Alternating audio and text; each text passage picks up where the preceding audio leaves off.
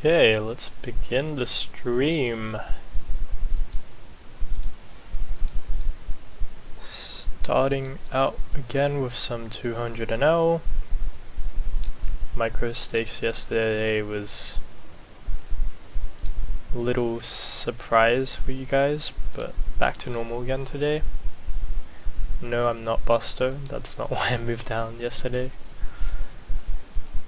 Just felt like it would be kind of helpful to stream in that regard. So face a free bet here, we're going to be calling,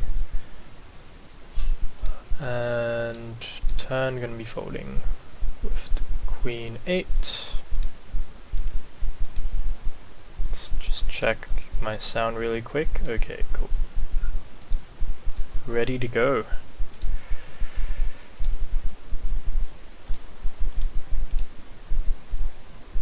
Now just gotta set some music. Alrighty.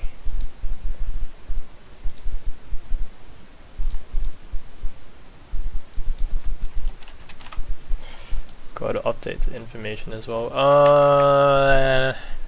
Okay, he jams ace king. We can probably call.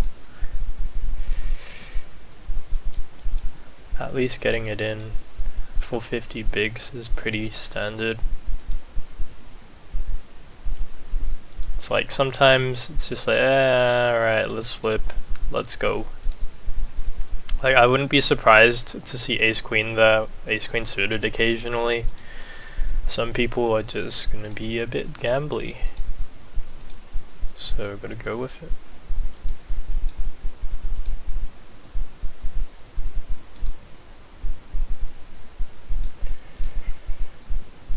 Okay.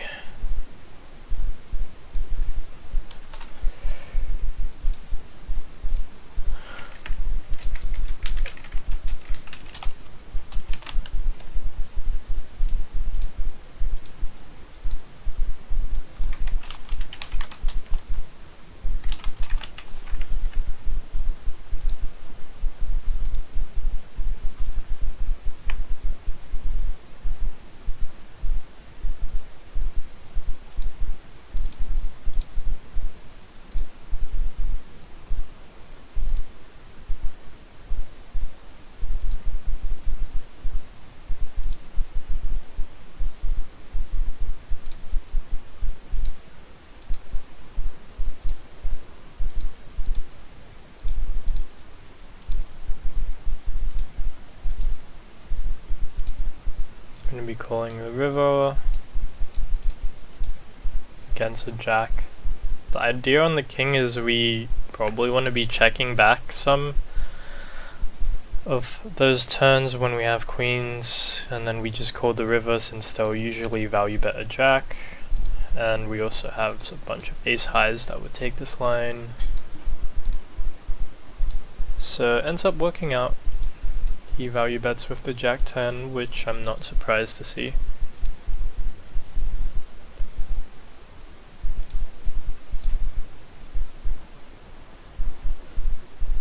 Okay.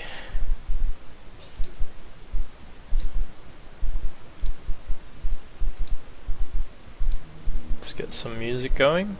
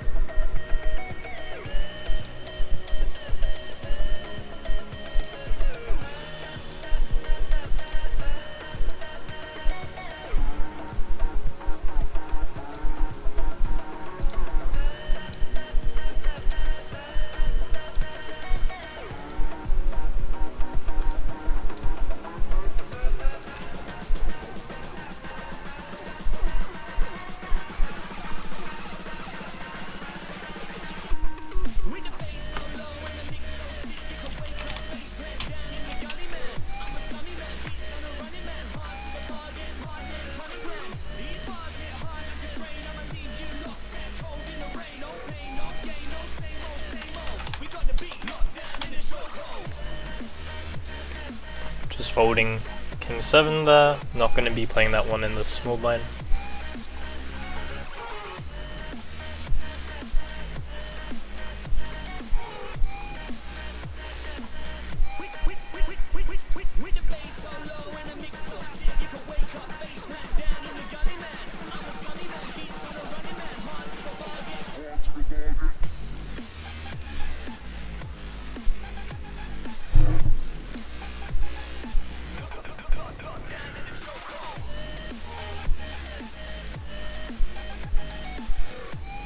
Merlin, welcome back to the stream, my friend.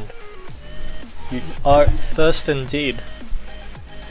We flopped a royal flush draw and a flush to go with it. I'm gonna be calling here. Can also check raise. Just gonna over bet.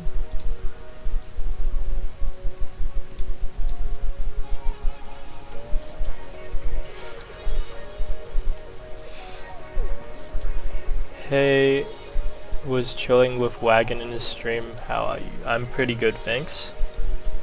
Welcome back to the stream, Minamo. Back at 200 NL today. Not gonna be battling Wagon at his 25 NL.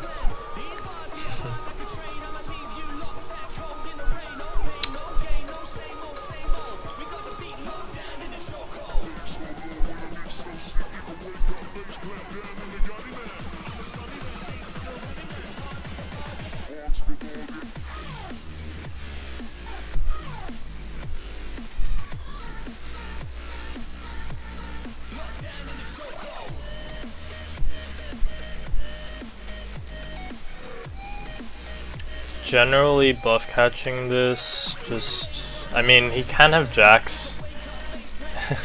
I see you stole my clickbait title. I've been using this one before you, pretty sure.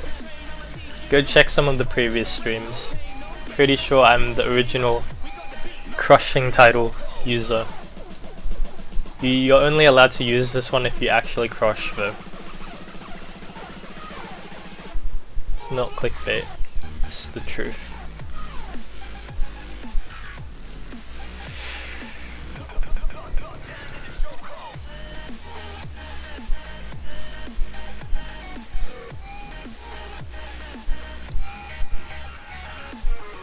Yeah, I included a little bot.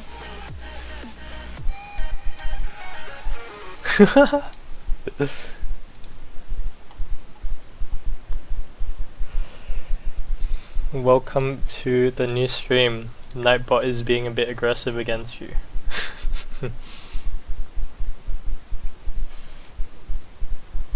Kind of fun to test that out. Excessive caps filter.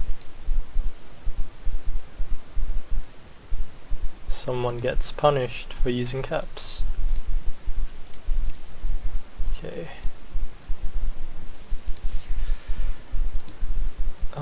What just happened? Okay, music, back to it. Back to it, guys. Let's see. What have we got? Can't be so disrespectful in stream and just spam in caps, man.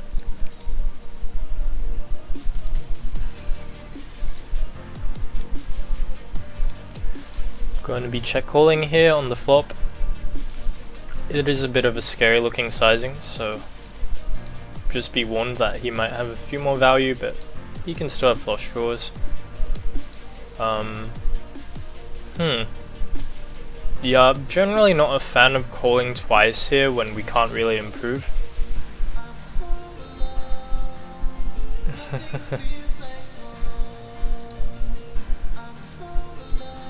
Debo, you getting blocked by Nightbot again. I'll allow that one.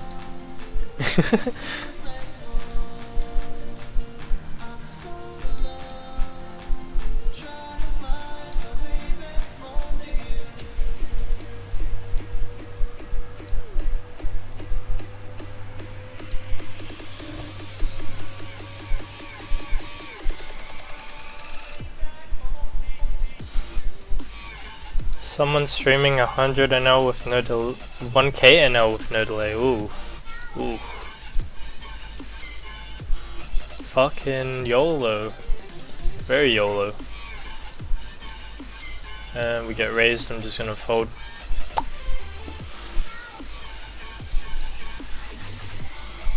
Sometimes you just gotta do it for the views, right? No delay. Get sniped.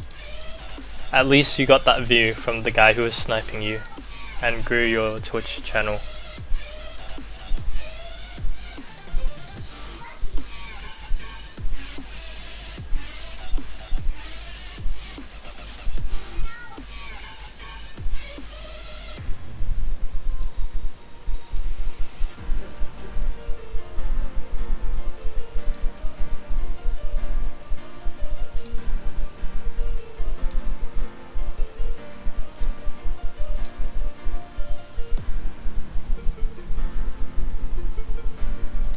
Did he win that session? That's an important question.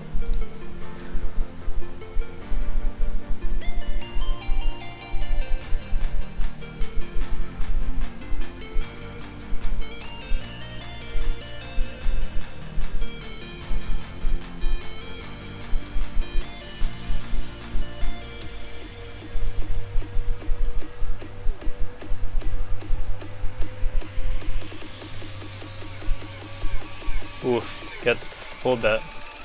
We're getting out. What's the worst downswing you've ever been on? I had to move from 100 NL down to 25 NL. Because I ran like cancer.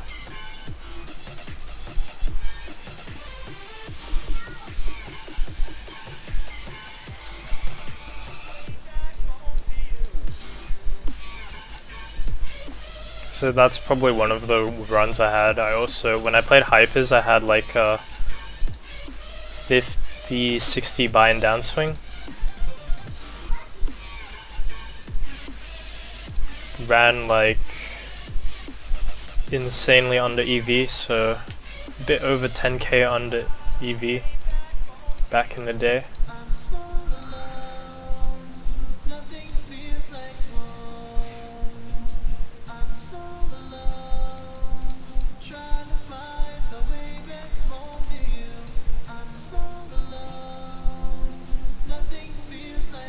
So those were like the two main downswings.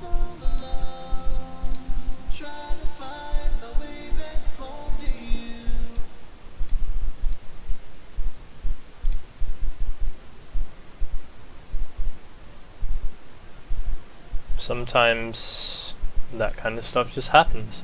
You gotta play through it. I ruined myself twice. Bankroll had 20% risk of ruin though.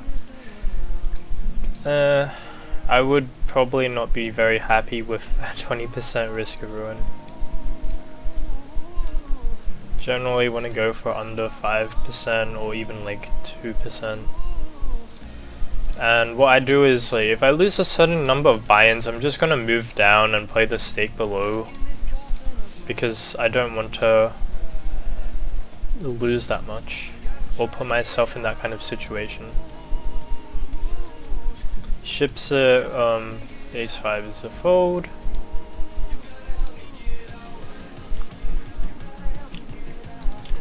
Did you move down every time you hit 20 buy-in for the lower limit?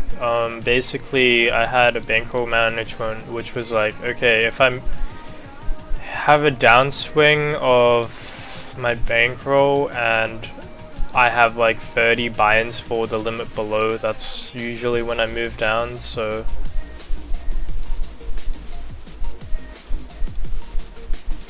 pretty much like just move down once you start having a bit of a downswing. I think you can also use earlier stop losses and those work pretty well as well. Ultimately, what you're trying to do is manage your risk.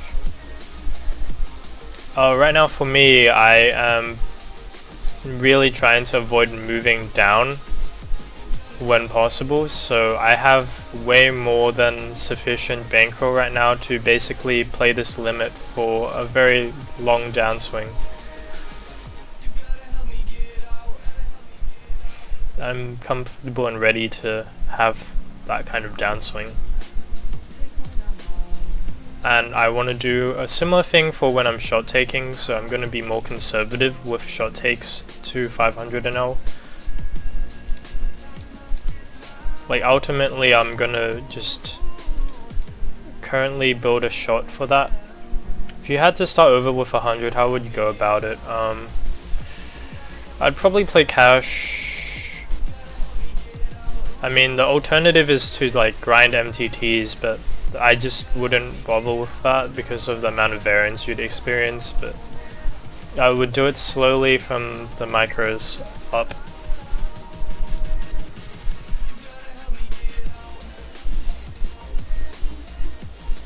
So start at 2 NL.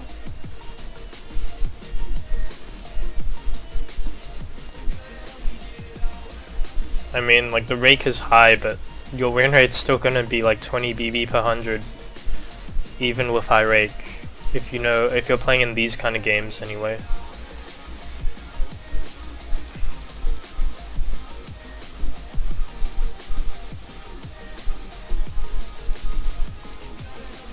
I think the other thing I could also do if I had 100 to start over, like the thing is I have a skill set already, so I can ask people to stake me, so it's very different if I go busto than if you go busto and no one really knows who you are. I have plenty of people who would be willing to stake me for up to 200 NL. Whereas for a lot of guys who are starting out and haven't really proven themselves, they're in a situation where they would actually have to grind from the bottom up. So I guess that's kind of different.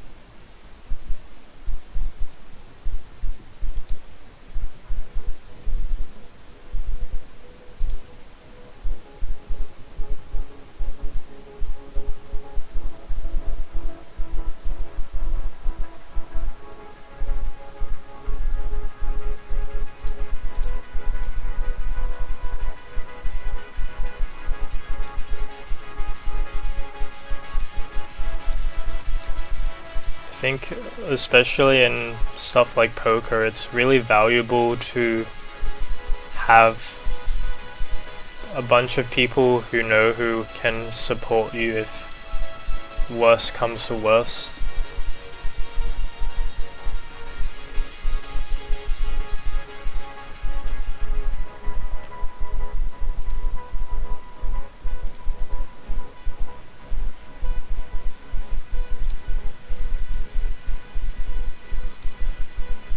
But it's always like great knowing that you can start over and be fine.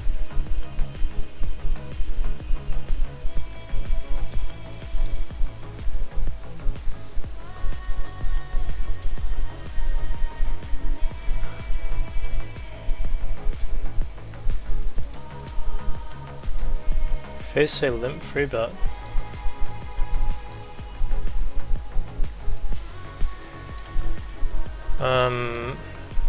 Looks kind of nutted, but I'm just gonna get it in. Neuron, could you stake this one guy I know? Oh, yeah, it is aces. RIP. Oh well. Sometimes they just go for the cheeky line and you get stacked. But I wouldn't be surprised to see other hands besides aces. Neuron, could you stake this one guy called Cole Trickley? That guy.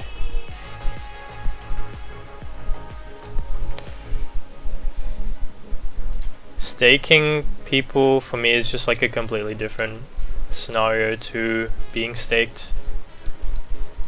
I mean, when you're considering who you stake, you need to think about it. Like, does the guy have results? Does he have a proven track record?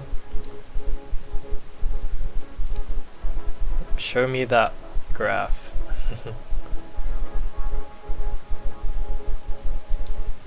I mean, we could check raise here. But then also don't mind just letting him triple off.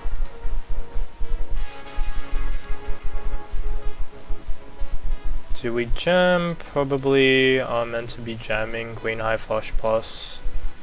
Can still have some worse flushes.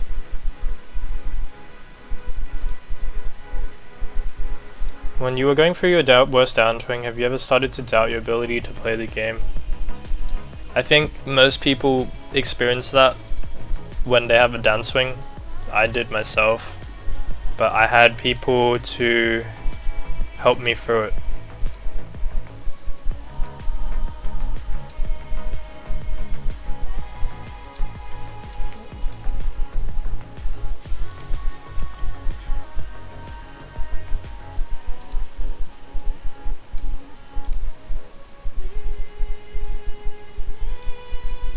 Like sometimes you just lose over and over again, and you will start to doubt yourself. There's nothing you can do about that. It's just how your brain works. What you can do is keep improving and working on your game and learn where your edge is. If you are very sure of what your edge is in a certain situation, then that's where your confidence will come from.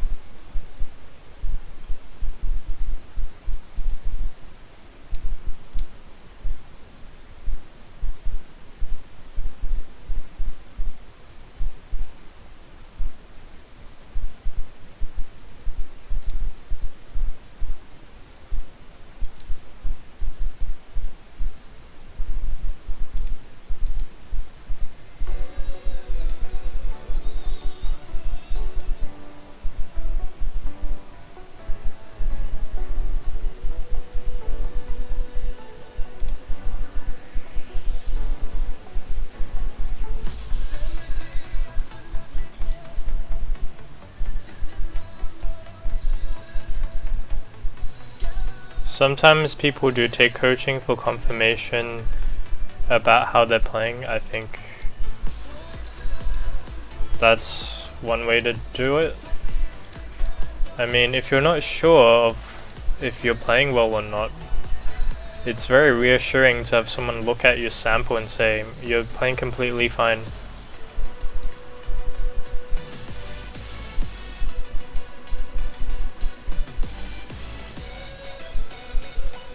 I wish someone offered low price / free heads up coaching without mandatory staking, because some of these free articles are complete shite.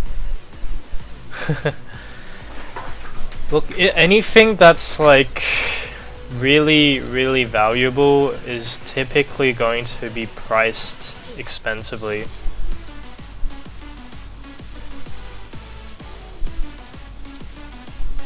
It's just part of like information. That's it's a board where I'll probably want to raise the turn on, since he has so many high equity draws. I don't even know why you'd want to play heads up right now, unless you're trying to just learn how to like play heads up at the end of tournaments, which is useful, or you have access to some like decent sites that are still soft and have volume. But like, say you're trying to play heads up on PokerStars, it's pretty dead.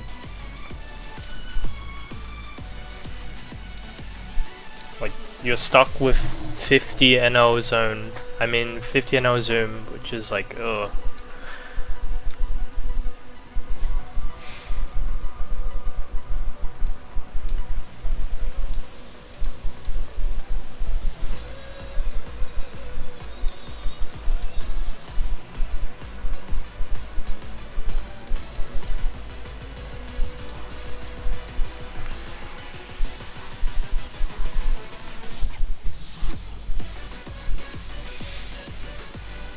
Like, what I mean by it being dead is the amount of people that you can play against is quite limited. The upside in terms of being able to move up stakes and have a decent amount of like money that you can make is like I mean, right now I played a bunch on ACR. I mean, a lot of the time you're just playing against regs, and there's only so much you can win against regs. I mean, you can still win quite a bit, but the amount of effort there is just not worth it compared to learning another format. I would rather learn how to play PLO really well than play heads up, even though I enjoy heads up.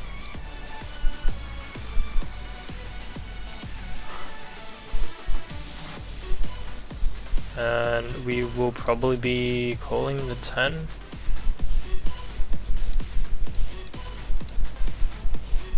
I don't like his sizing because he's not getting worse to call and he's not getting better to fold.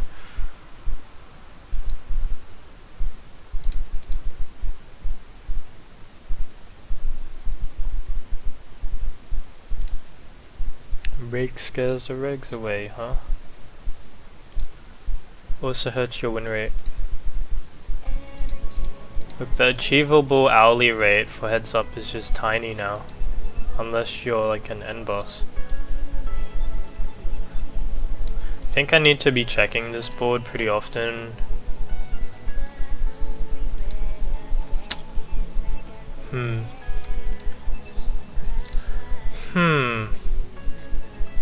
Open ender, overpair. Probably just getting it in. Yeah, so we have him crushed. That's a beautiful run out for him. It's a beautiful run out.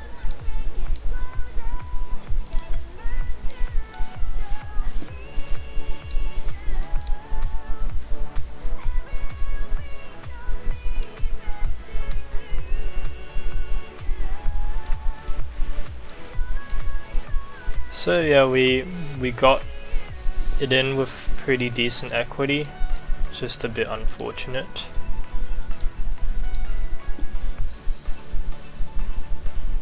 Hits the runner boat.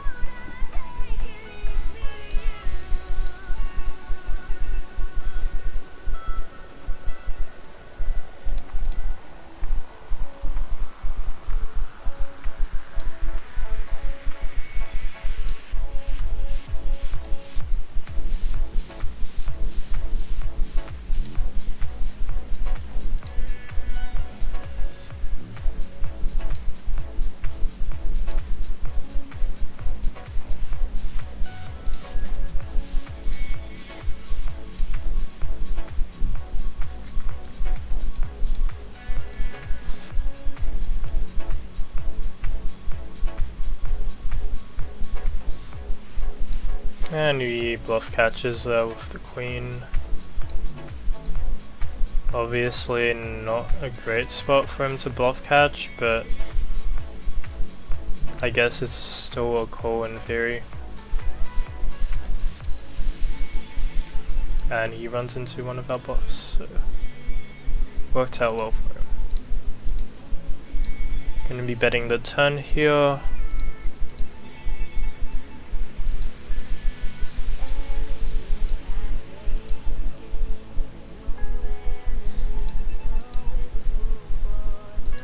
And trying to get stacks in by the river, of course.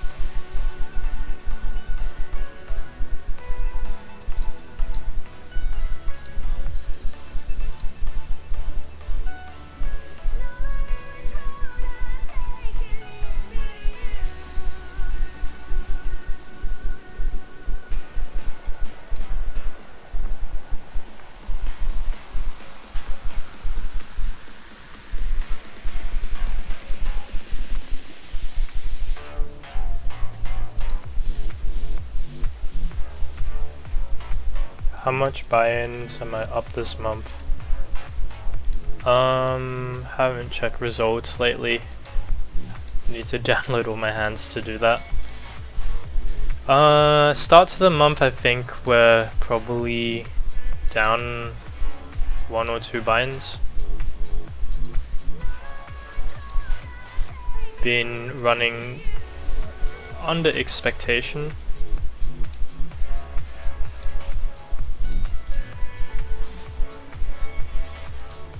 Last month we had a pretty good run though.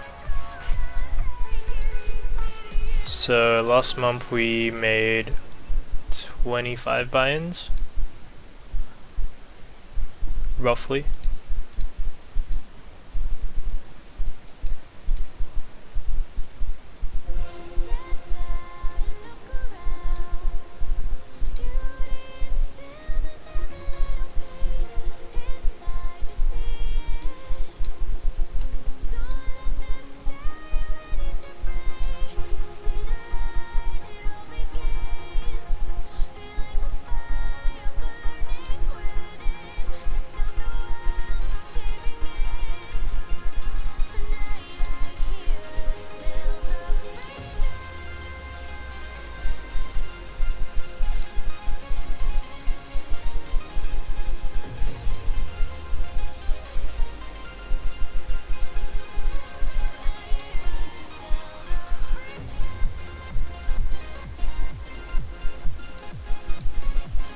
Gonna be calling the turn and just checking back river.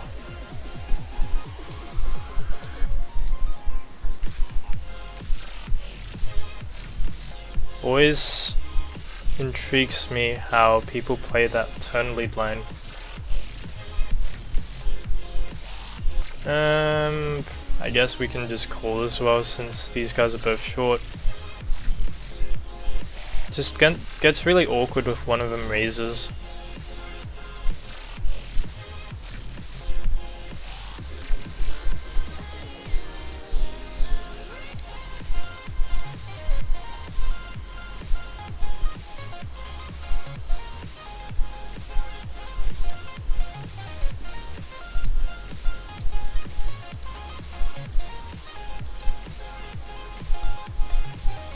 Do you ever post hands at 2+2? No, I don't.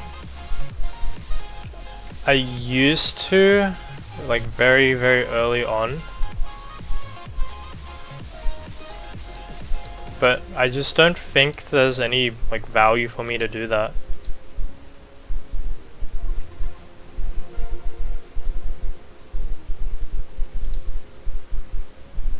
And the reason I say that is I value my opinion over a lot of the people in that forum, and you're not gonna get good feedback anyway.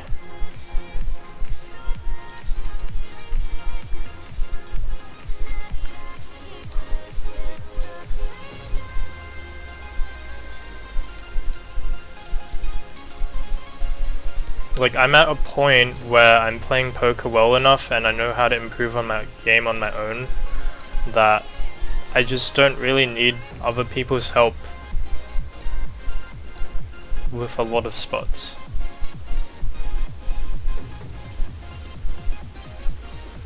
So I'm constantly studying and working on my own game, and that's going to help me more than trying to get feedback from other people who are probably worse than me.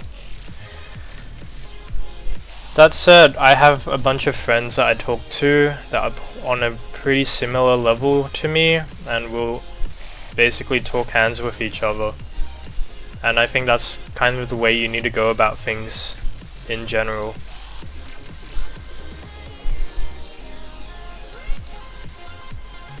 It is true that like other people's opinion helps if you're in a biased state.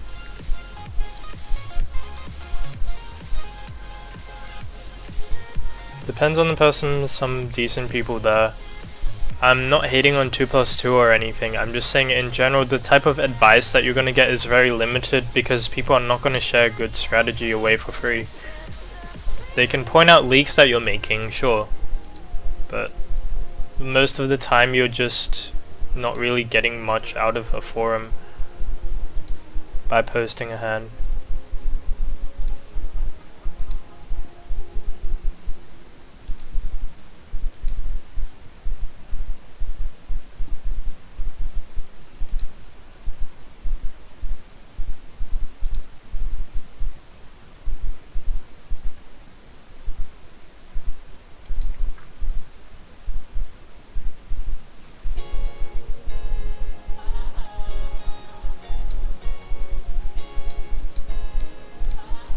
Quite polarized here. I wouldn't have expected ace-5. I'd say there are like way more bluffs in that line. River and turn, it's like close. I don't think we can be raising. Obviously he can bet ace-jack, but he's not gonna bet call there.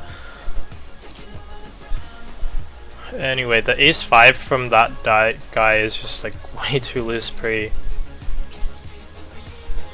And he obviously just sun runs off. Have you spent a lot of time with PO?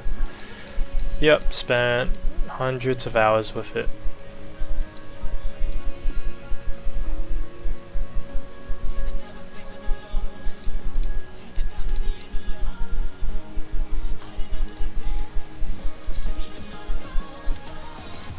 That's like how you get good at the game.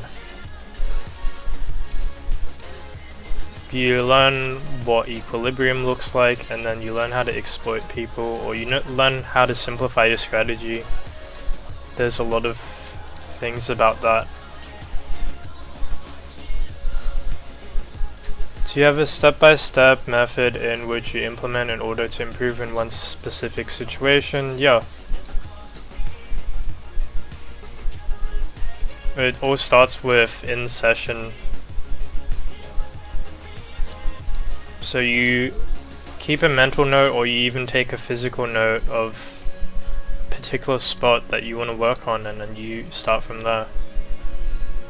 Generally it starts from hand histories, and then hand histories lead to running simulations and making assumptions, or different types of assumptions, adjusting your assumptions and evaluating, and then you reach a conclusion. Very scientific.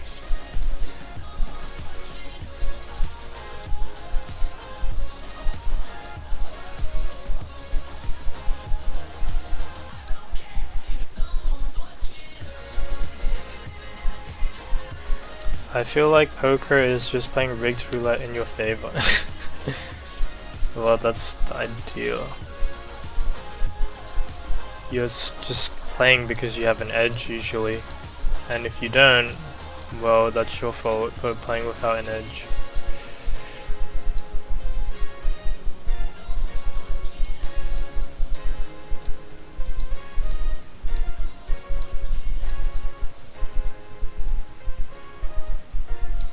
Just gonna check the river again and try to get him to bluff.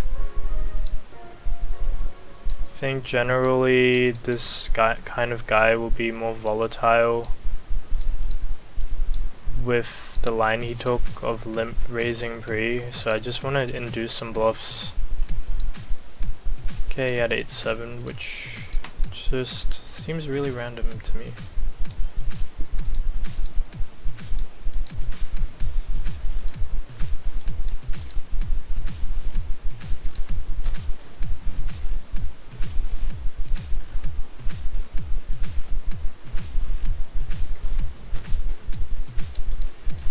Board that's pretty good for the other player,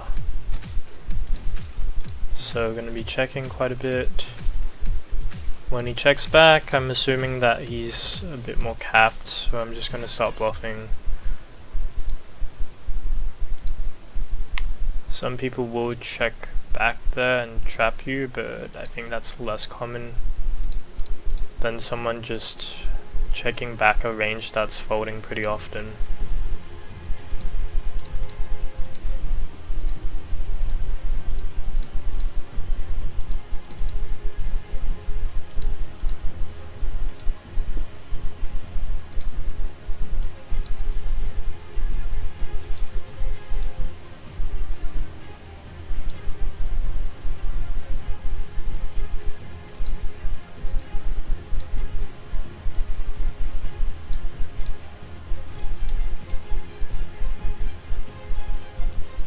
gonna go for the river check raise. Generally, I'm checking the king high here because it will often just chop with, like, hit the board. So we'll just chop the pot quite a bunch.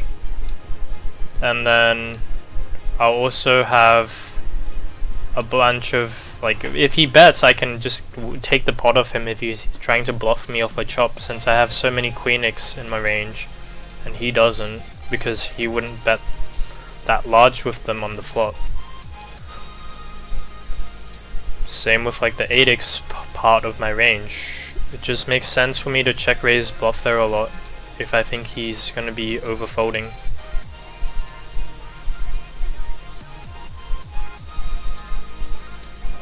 When is MTT day again, Neuron?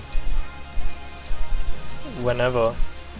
What would you say was your light bulb that went off in your head while playing poker? There's been a few moments. One light bulb is that the game can be very simple if you approach it in a certain way. And it doesn't have to be super complicated to use solvers. Like, there's ways to make things easier for you. And I've shown that to some of my students, especially some of the guys that play a little bit lower, and they're usually kind of shocked that I can make it so simple for them.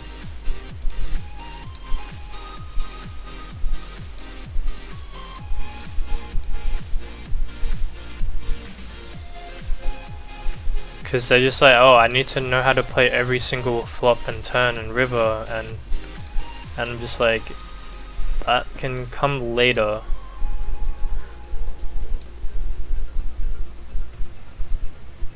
And ship the river, ship me the money.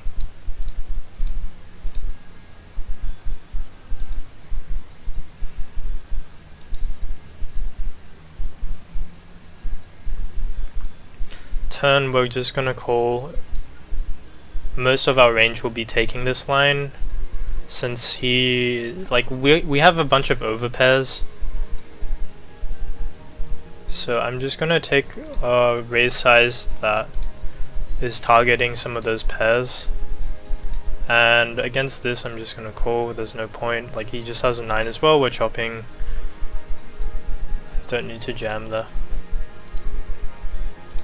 He's never folding a 9. And he's never taking that line with a deuce and then calling off, so keeping it simple.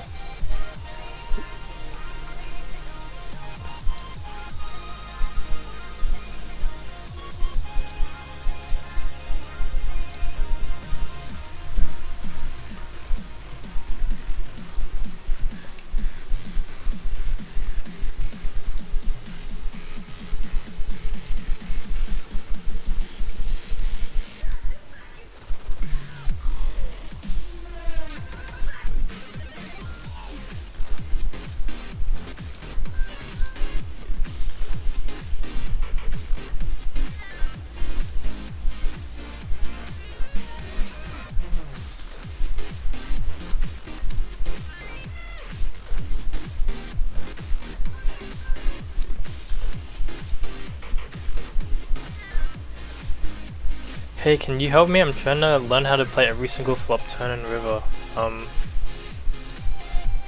That would be 200 for an hour of coaching.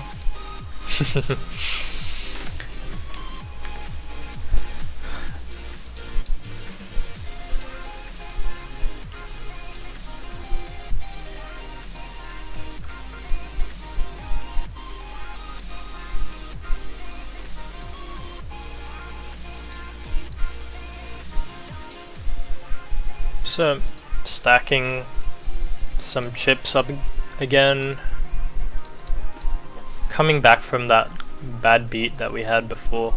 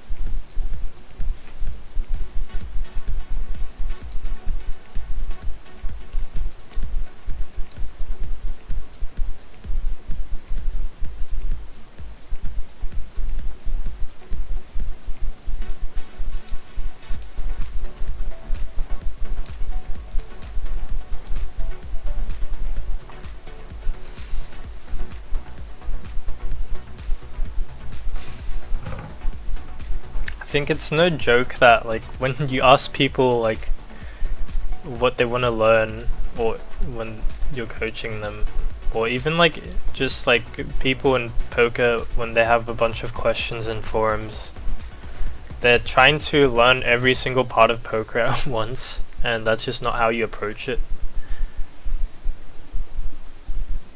Like, some spots just rarely ever come up and you don't need to know how to play them.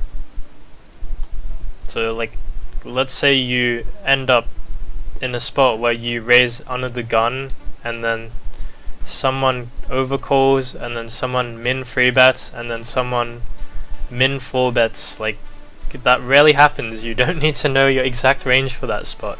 You just kind of take your best guess.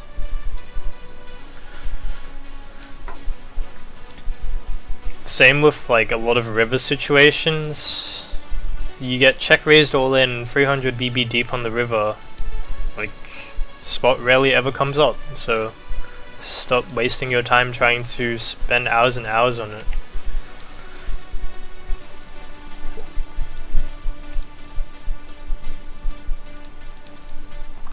What you should focus on though, like obviously pre-flop.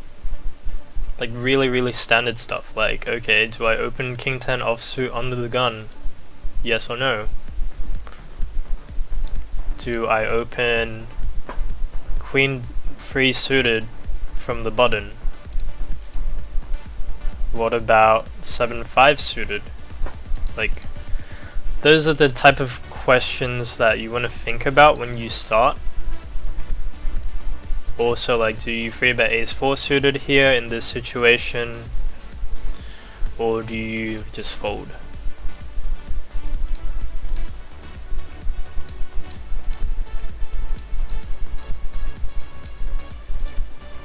So those are like the standard ones that you want to think about first and get right. And then the next stuff you want to focus on is, okay, button versus big blind. We want to learn how to play post flop. So how should we think about that situation?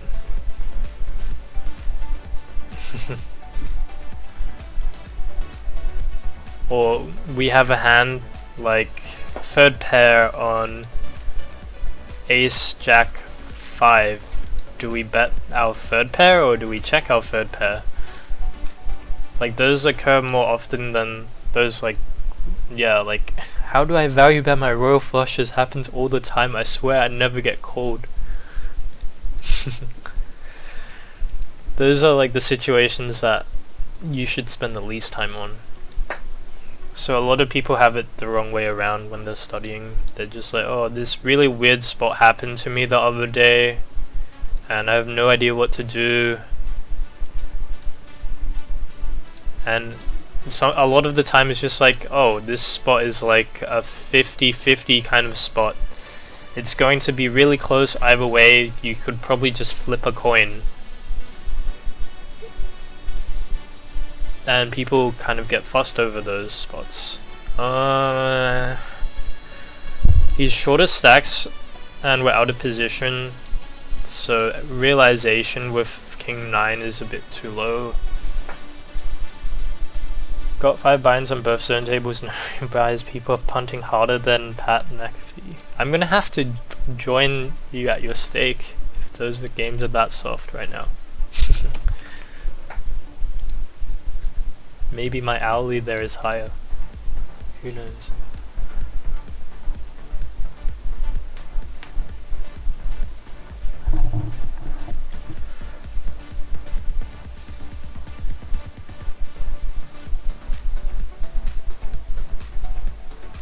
So this guy is just gonna time out when we have ace queen, and we're gonna win the blinds. I feel like a lot of people spend way too little time on mental approach. That's true as well. Like, if I were to say, what's the most relevant thing for regs to focus on in 2018? It's probably mental game. That's where your edge will be.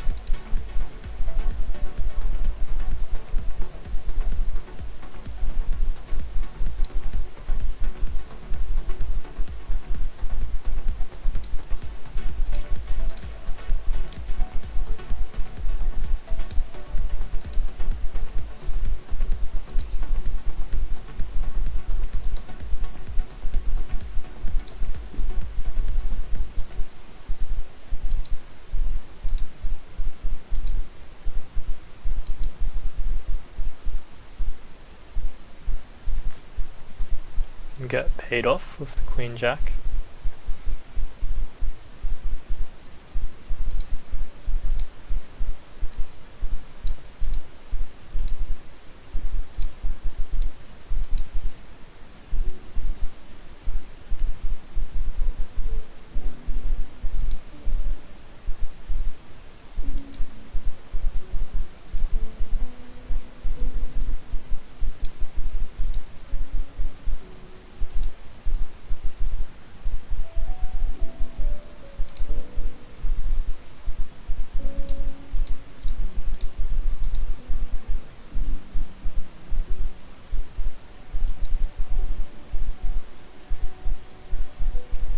Have you ever had a coaching session where this student just showed up and was like, hey, make me better?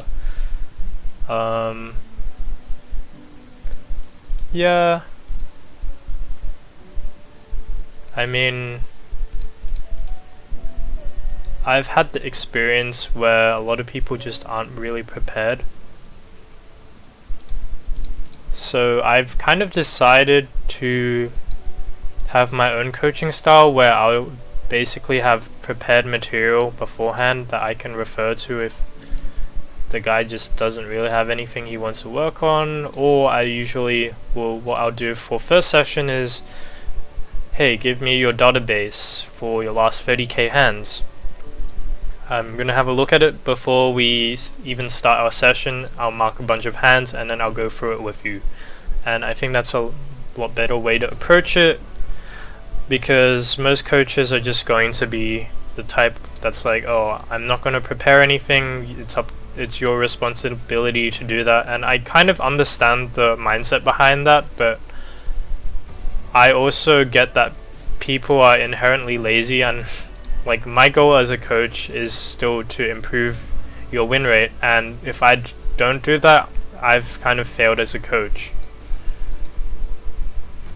So I take a bit more ownership and responsibility than a lot of people are willing to when it comes to how my students' results are.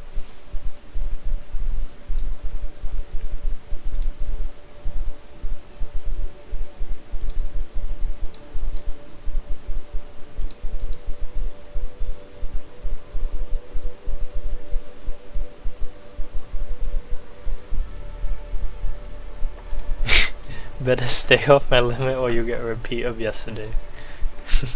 What, where I stack you? Again and again?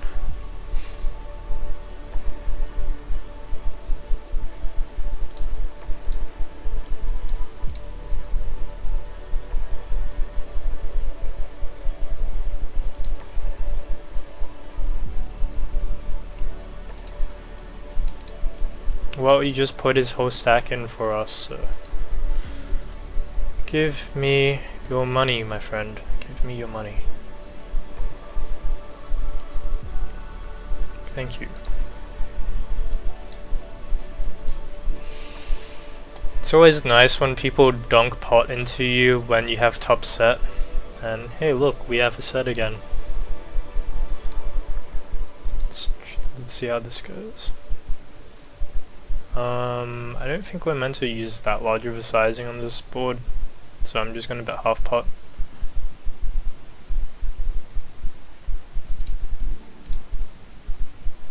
Coaches, should coach, mentors should guide. NBA coaches don't ask a player what they want to work on, they say run this drill. Yeah. I usually, like, even if someone comes to me and they're like, oh, hey, I want to work on this spot, if I see another spot that's more relevant to them, I'll just say, look, dude, you're wasting your time on this spot. Let's work on this other spot. So an example is some guy was like, hey, I want to learn how to do equity realization tables for Power Equilab using Pio Solver to get those realization factors, blah blah blah. And I'm like, this is not how you start learning Pio, and the stuff you're talking about is completely irrelevant. Just start with this other stuff. And that's sometimes really like what happens, because people don't know what they're supposed to actually work on. So for me as a coach, a lot of my work is literally, hey, this is what you should work on, this is your current leak. Start doing this kind of, and then you basically prescribe them with a bunch of exercises to focus on that kind of leak. So for some people that's bluff catching, for other people that's how do you stop punting off your stack trying to bluff people. And there's exercises for that.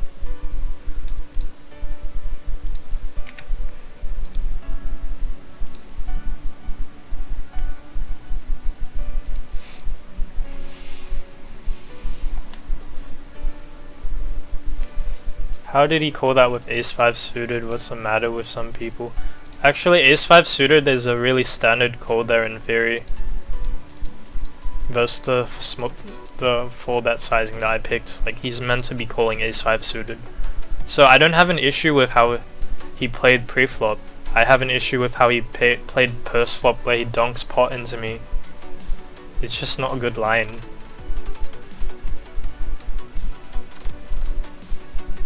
Also, ace-5 suited is, in theory, going to be jammed there as well at some frequency, like 5-bet shoved.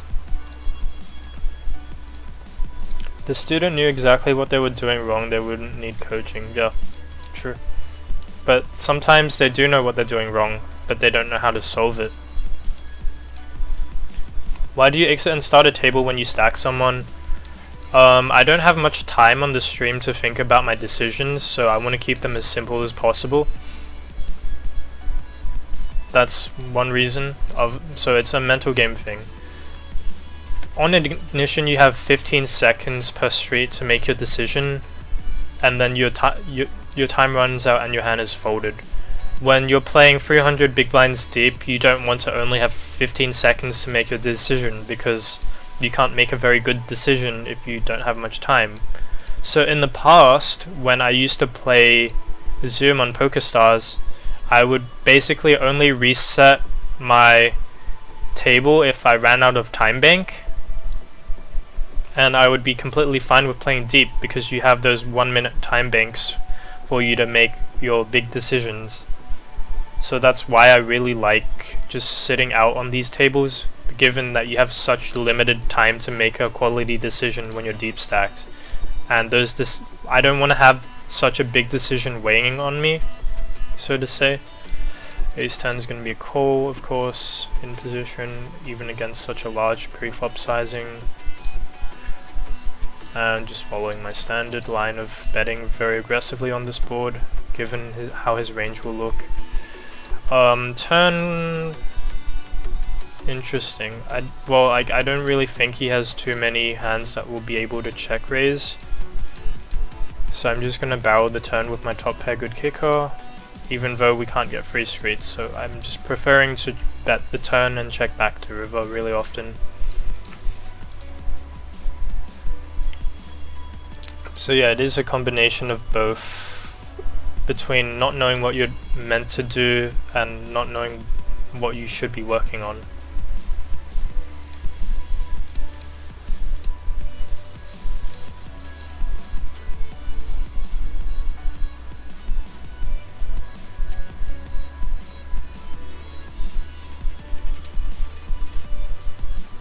That's what coaches are there for, seriously. Just helping you save time. What limits did you play on PokerStars? So about a year ago, I was playing 50 NL. And then I moved up to 100 NL. Then I found Ignition, played a bunch of Ignition.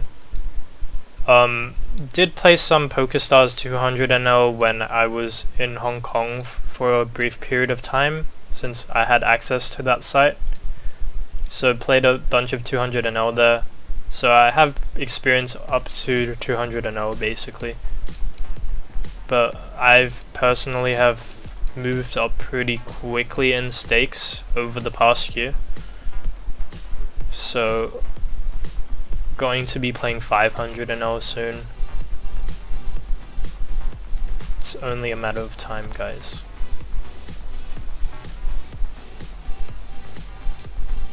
Is it weird? I prefer sitting on small blind and heads up.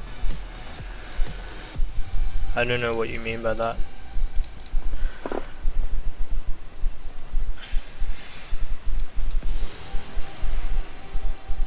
What I will say is the 200 NL regs are...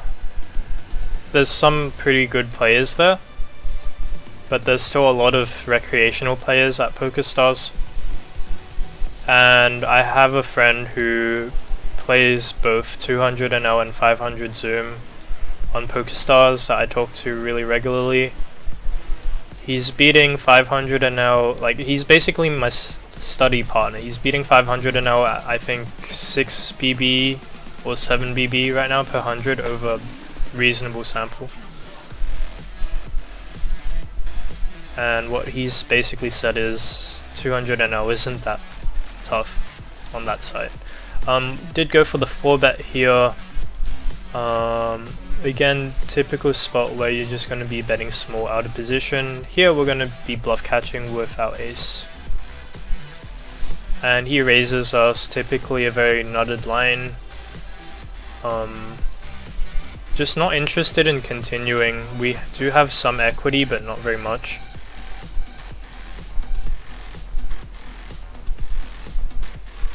I would say I probably at least win at 4 BB at 200 Zoom on stars. The thing with the dynamic is it's going to be a bit different. So I would probably initially have a lower win rate, and then once I have a better idea of how the regs are playing, I would start winning more, since I'm really good at adjusting.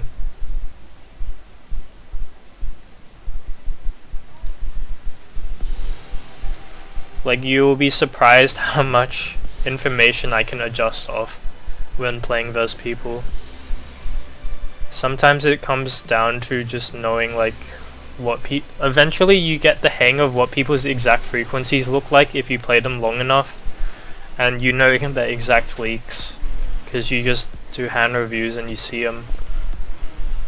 But on anonymous zone you have to play readless, so there's different strategies and dynamics for playing on known sites versus unknown sites. So if I'm playing against a bunch of regs at a normal table constantly, I would actually probably figure out how to exploit them pretty quickly, but that would take longer as Zoom, obviously.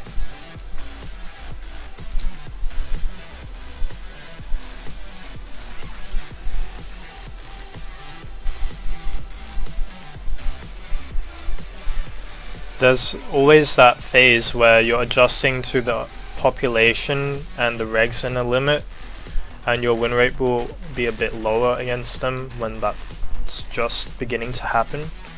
But then once you get the hang of things, you're just gonna play really well against them. If you think about how to play against them exploitatively. I'm at 5 BB per 100 and heads up, says Minamu. That's a pretty good win rate. Anything like above, like positive, is considered good in my opinion.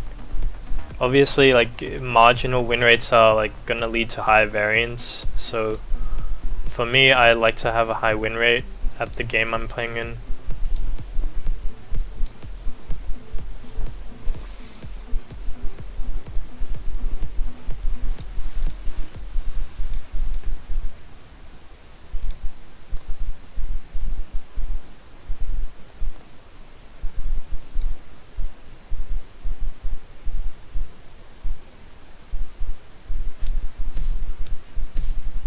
What I remember from like putting in a sample at 200 at the start of this year on stars was that it forced me to do a lot more studying in terms of analyzing how specific regs were playing rather than looking at how people were playing in general. So ended up having to spend time on just thinking, oh, this guy free bets 8% here. This guy free bets 9% in this spot. And then also like looking at how the table on the Zoom table was constructed to make like a decision about how wide I'd want to open raise in a certain spot. Because once you have HUD stats on people, you can really adjust. So like the first way you adjust is you either open wider or you open tighter, depending on how wide they're free betting you, to basically try to play as well as you can against their frequencies. And that takes a bit of a sample to get to, but once you have that sample, it's really nice. I don't mind barreling the turn. It's a hand that also has showdown, so you could check it. But typically you're going to make more money on average betting your high equity hands, since you just want to build the pot. King's going to be checking.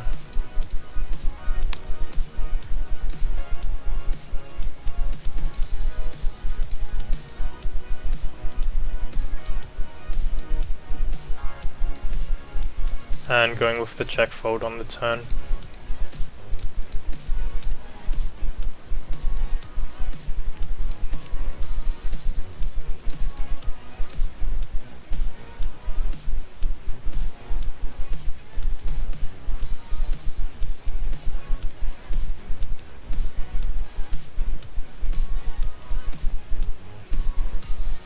I feel like I talk a lot about adjustments when most people are kind of just talking about GTO nowadays.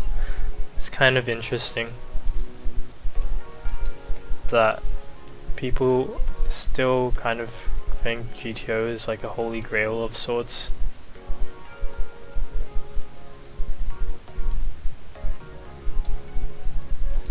Gonna be raising in the river, of course. Don't expect him to fold a flush or an ace.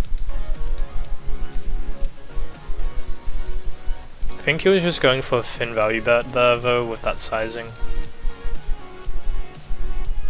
Just taking a very standard line of raising the river and expecting a lot of people to just fold there, but still got a value raise. I'll give you 350 and it's only one buy on 200 if you look to get coach.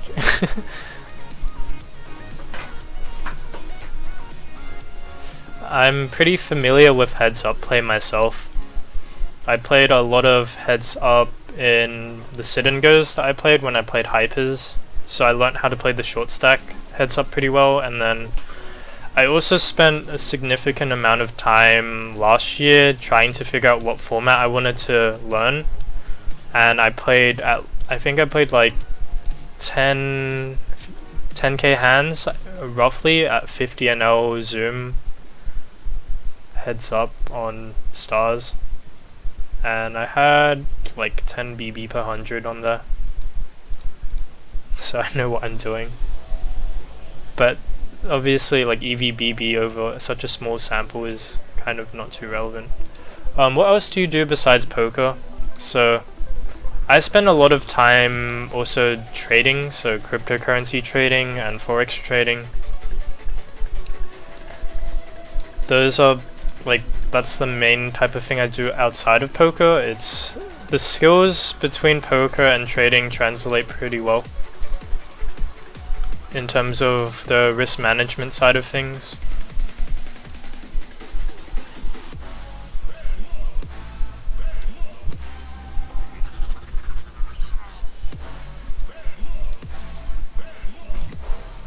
I feel like GTO are fundamentals to stop leaks, then exploitative is for increasing earnings. Yep, true.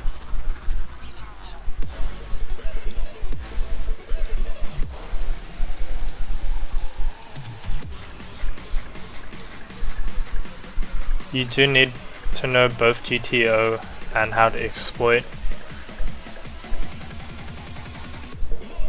I think the issue comes when you get married to GTO, and then you can only think that way. and then you suddenly realize that no one's playing GTO and that because of that you should play differently. Ever play video games? Yeah, I play League of Legends, Counter-Strike. Right now I'm also playing Fortnite. Can stream some Fortnite at some point as well. I'm still learning the game, so I wouldn't say I'm like that good at it, but I can probably stream it soon. Like I've reached like a sufficient skill level in that game where I'm able to win probably like once every session that I play of games. And I have a nice partner to play duo with. He's planning on actually, like, he plays poker and he's planning on doing some streaming for Fortnite actually, because he right now really enjoys that game and he's pretty good at it as well.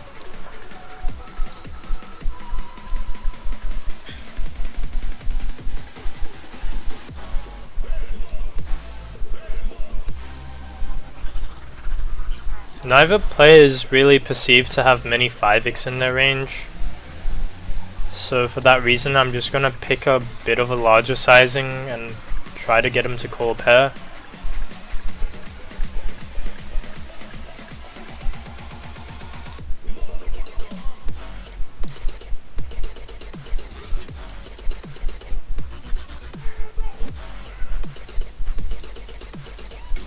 And with no backdoor I'm just gonna give up.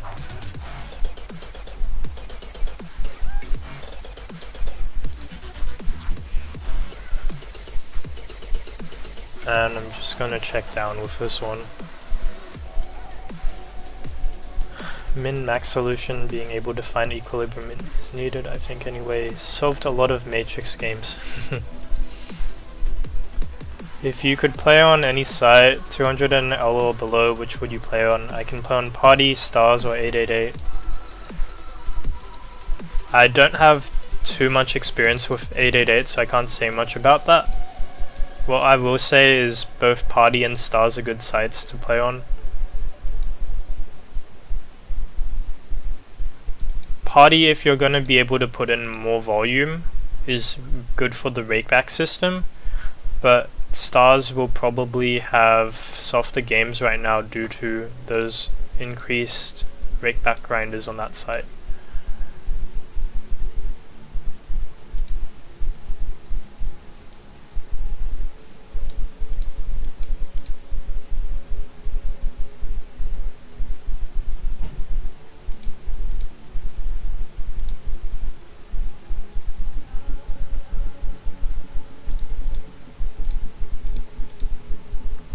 Don't expect him to fold an ace, of course, but that's not the range we're targeting. We're targeting King X, we're targeting 2 pairs.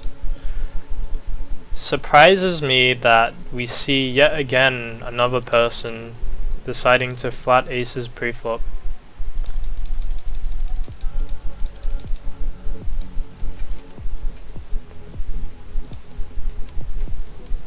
Dealing with variance is one of the hardest things at poker. Lose 10, 15, 65, 35, coin flips in a row is not for everyone. Yeah, it's not. Fortunately, when you play like 20,000 games of hyper sit and goes 6 max, you see enough flips and all in pre-flops and variance to just stop caring.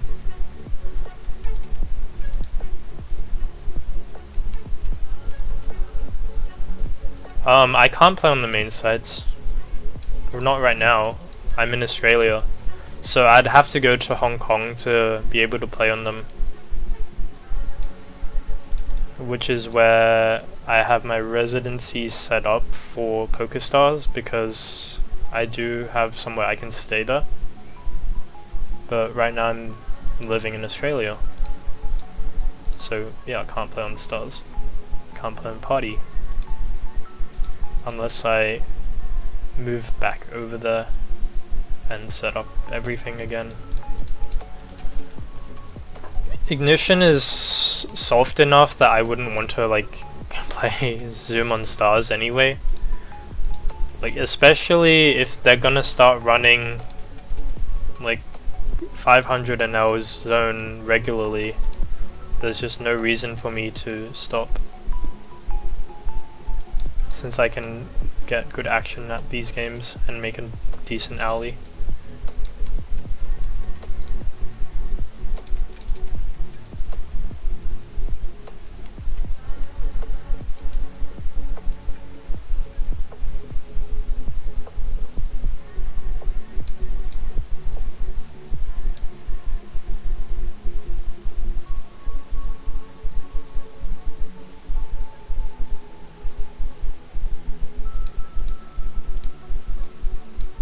Gonna be calling Versat sizing and then just giving up, well, folding to further aggression on the river. The thing with that sizing is he can be betting some worse hands, so we'll just need to call. Also he'll have some bluffs as well, but yeah, you can see he had 8s. If he has 8s, he probably also has 9s, maybe even 10s. And for that reason, we're beating enough of his quote value hands that we can call. My friend is starting to play 6 max hypers. He's looking at Ben's course. Ben's course is great for 6 max hypers, but 6 max hypers themselves I haven't really played in a while. They're probably still profitable, but the variance again is quite high and the edges are quite low. Even if you're a very good player in those games, just because of how much variance there is and how short stacked the games are. So yeah, I think they can be pretty profitable, but I'm personally just choosing not to be playing them.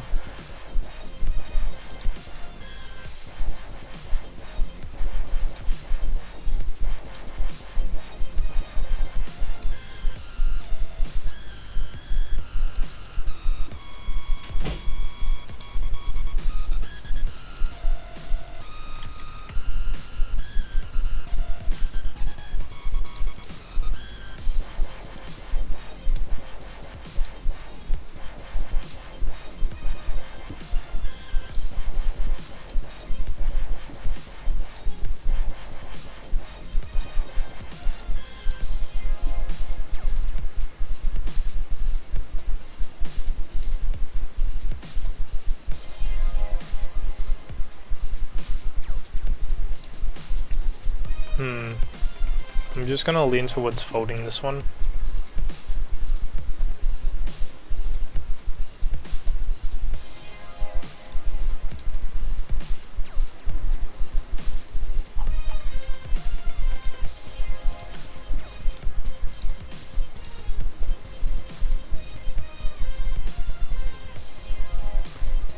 Alright, man, I'm gonna see you later.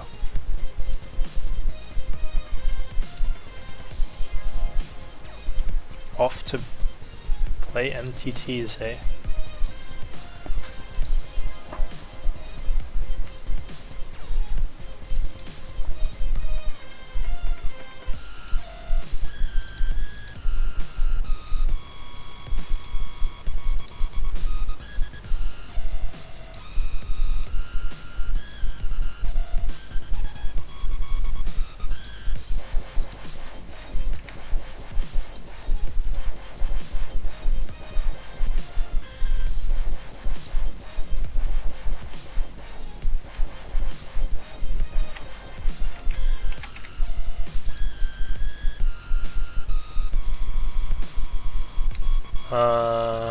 Whoops, didn't realize he was short. I would have sized down a bit off that one.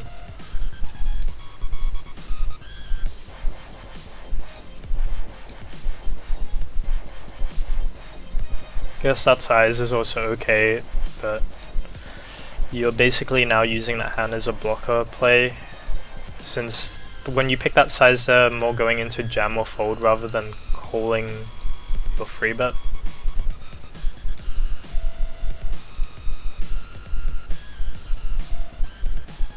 I guess that can be a good thing, since people probably don't 4-bet jam enough there.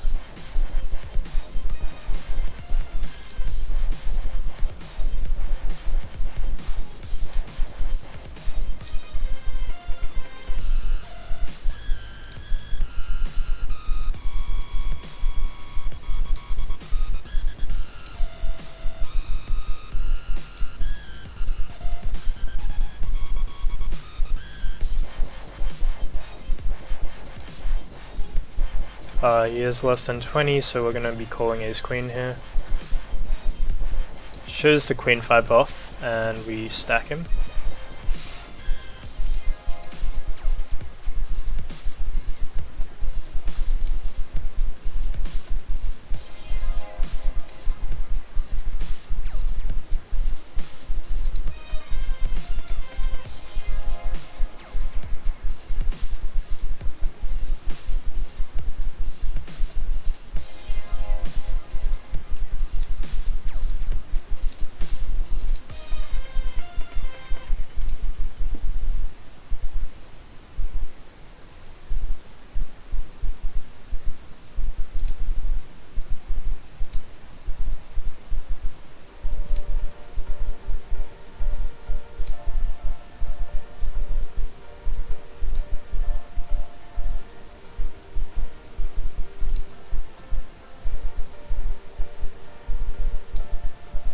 Pretty standard river call. I don't like the jack spat. I think it's too thin.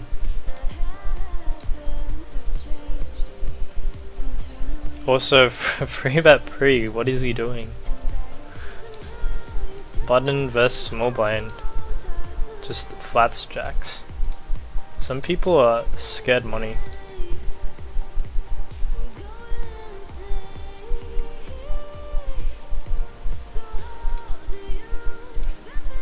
We don't really have that many 5s, so we're going to be checking this quite often.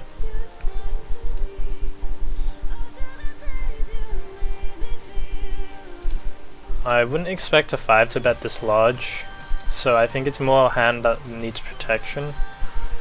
That said, with this type of hand, you're probably mostly just calling since you don't need protection. So you want to just let him bluff if he's bluffing. And you want to try and just realize your equity a bit better. Turn is obviously not great for us if he's betting a 9. I'm gonna lean towards folding here, because I don't think the sizing is chosen with that many worse hands. I think a lot of his bluffs will just size smaller.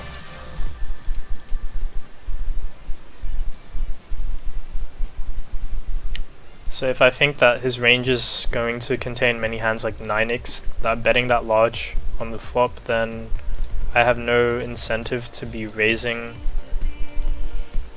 on the flop when a 9 usually won't come, and I can get him to barrel and then jam the turn and just get his money on most cards.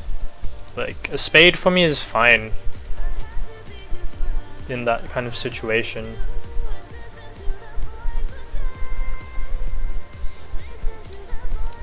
I'm gonna be full betting here.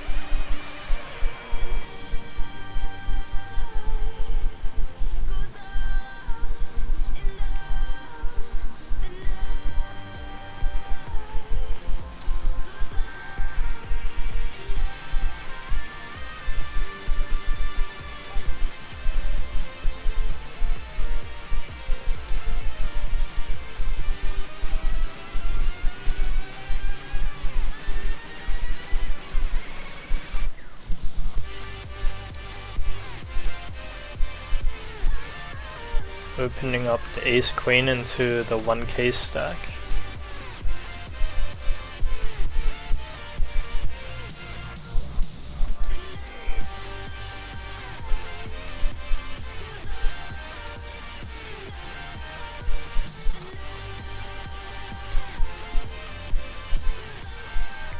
And basically just gonna show down here.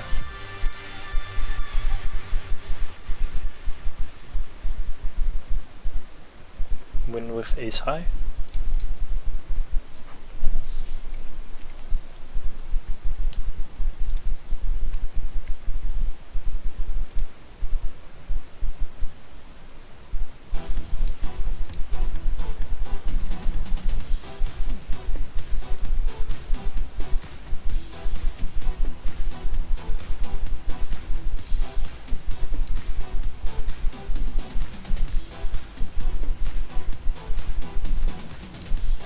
picking up ace king. Do you size up with 3 bets out of position? Yup. I think that's really standard. And if you aren't sizing up with 3 bets out of position, then you should be.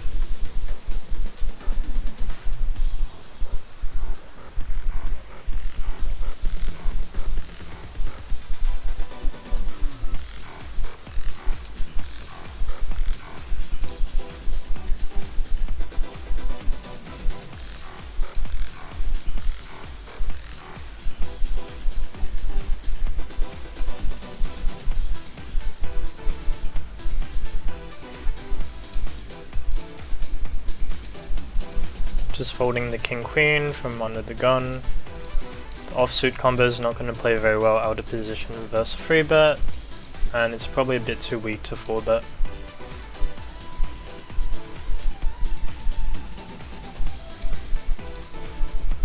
There's a bluff anyway. Is this a new playlist? Yeah. New playlist. Changing it up a bit.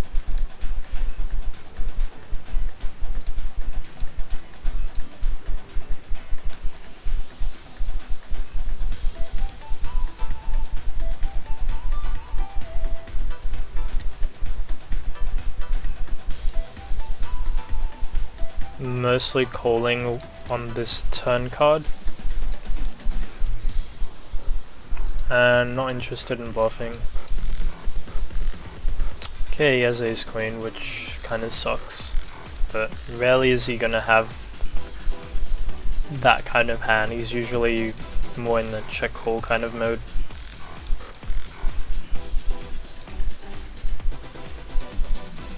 So I just don't really want to bluff the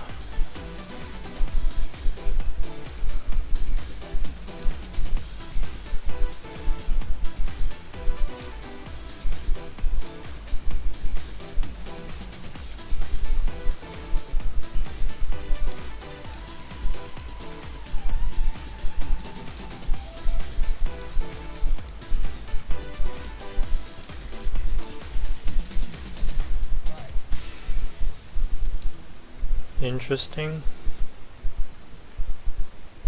The fact that you can still be betting draws for that size and worse hands forces us to call, because this guy's, when he picks that sizing scheme, he's not likely to be really aware of what his range is supposed to be doing in that spot, and his range is also going to be wider when he's flatting. So he's more likely to be a fish, or part of the spectrum of players that includes fish when he picks these kind of sizings. I wouldn't really see a reg ever size that way. So because I'm ranging him, well, I'm putting him into the category of players that's more likely to be a fish, his betting range there is going to be wider. And against that wider range, I need to be calling because I dominate value. What is the risk management like in regard to trading stocks? Trading to me seems like double nosebleed poker. Yeah, the risk management in trading is pretty conservative. So for me, 1 to 2% of capital per trade is a typical way to do it, in terms of how much you're risking.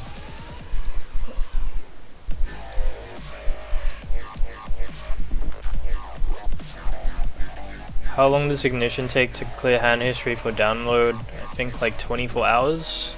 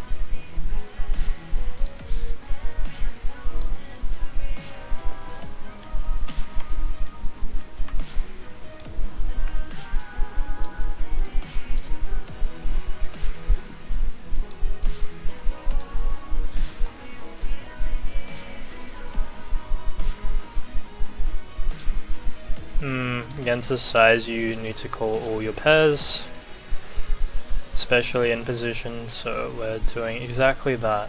We actually hit a set, which is nice. When we hit a set on this board, probably just continuing by calling. And going to be betting for value on the river.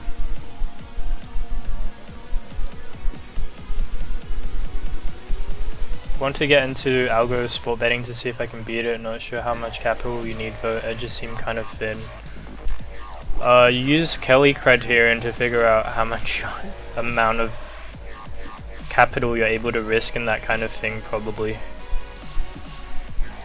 So it can definitely be thin, but there's probably still edges there. If it's something that interests you, then I think you should go for it and learn a bit more about how to model those kind of things. I've looked briefly into that and I thought I was just not going to be able to put in enough time to make that profitable for me. When trading stock, are you just playing against other stock trader to win their money? Trading is zero sum, investing is not though. Basically, whenever you trade someone else, whenever you buy, someone else is selling, whenever you sell, someone else is buying, so yeah, you're technically competing against someone at every single price point.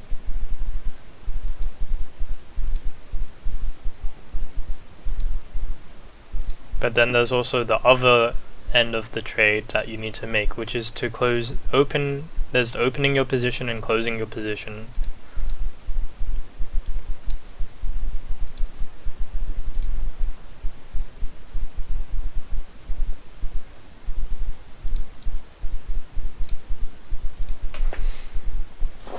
So investing itself is generally positive sum, because in the long run, if you're investing in a company, you're expected to make a return on that investment usually. So the net expectation should be positive for an investment if you're making it, since the company can use that money that you've given them to grow. But then there's also just like the price speculation side of stocks and other forms of trading.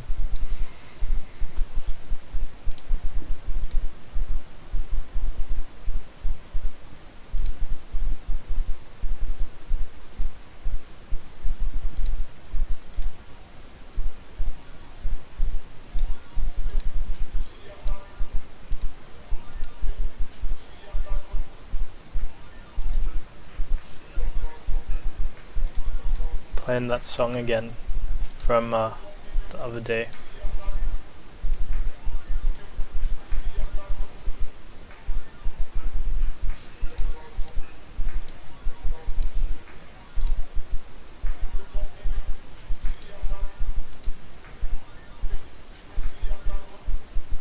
Have you ever heard of Bert Mueller? No, I haven't.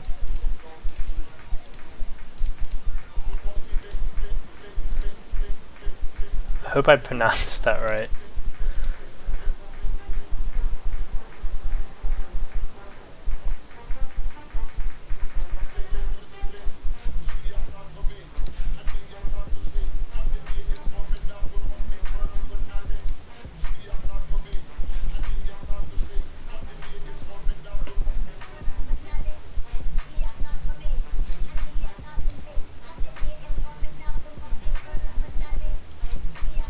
Heard him on a few podcasts, helped me think about machine learning in general.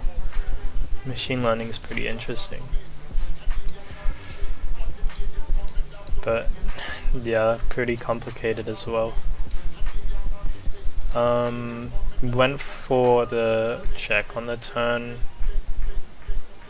I think we just overbet the river because he either has a king and is calling or he's folding. So either overbet or check again on the river and try to get that cheeky raise in. Gonna be raising the flop here with fours against half pot. Turn deep stacked, so we're going for the overbet.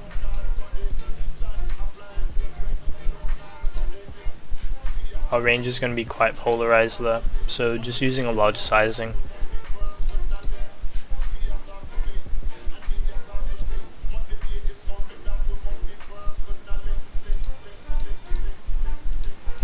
Like with many things, there's a misunderstanding on how to apply it. Yeah, definitely.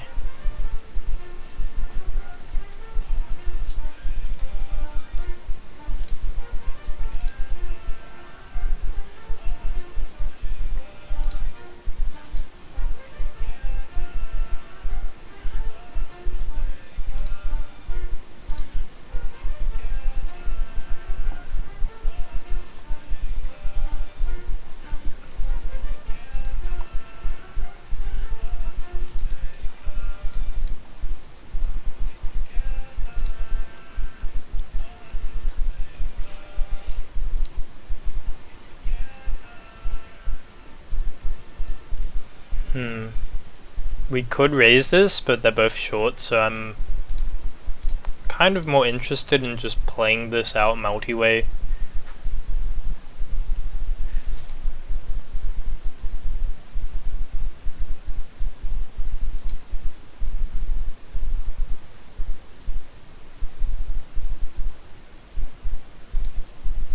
And we can go for a lead here with top pair on this kind of board when we have a flush draw.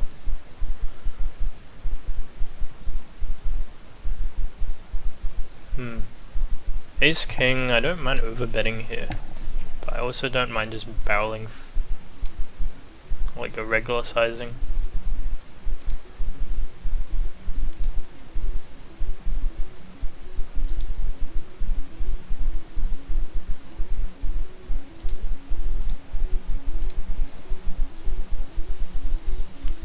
It's a hand that can also check back.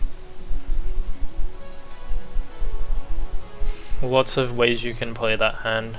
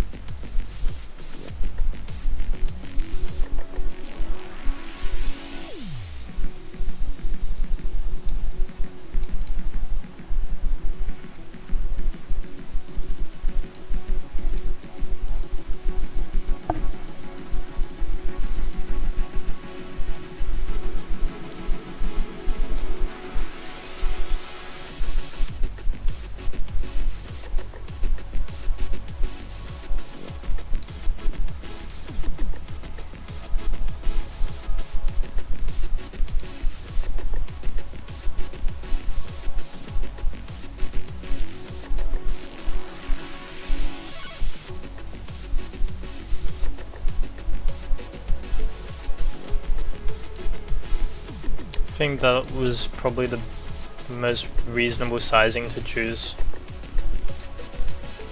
Got him to call 8s. So a pretty good result.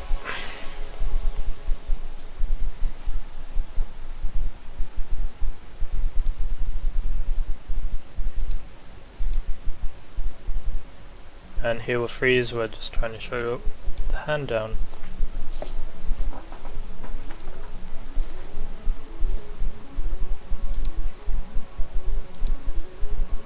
but we'll be folding to the river bet.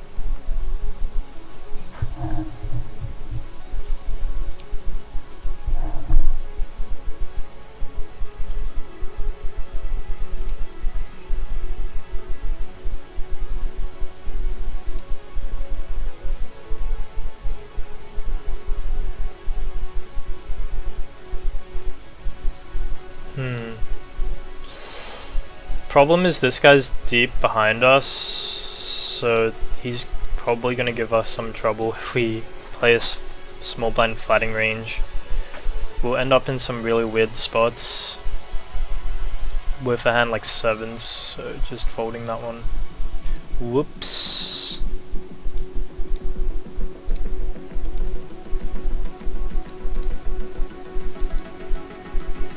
That looks a bit funny. Gotta get the tables back to normal. There we go. Roughly there.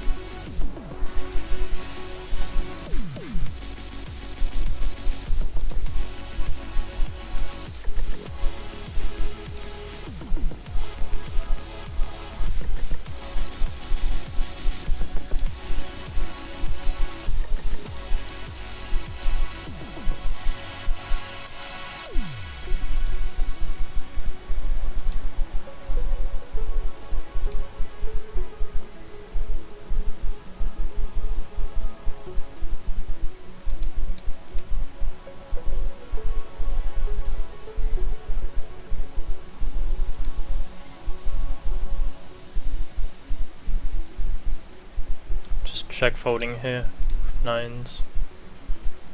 Don't really see that line taken enough as a bluff.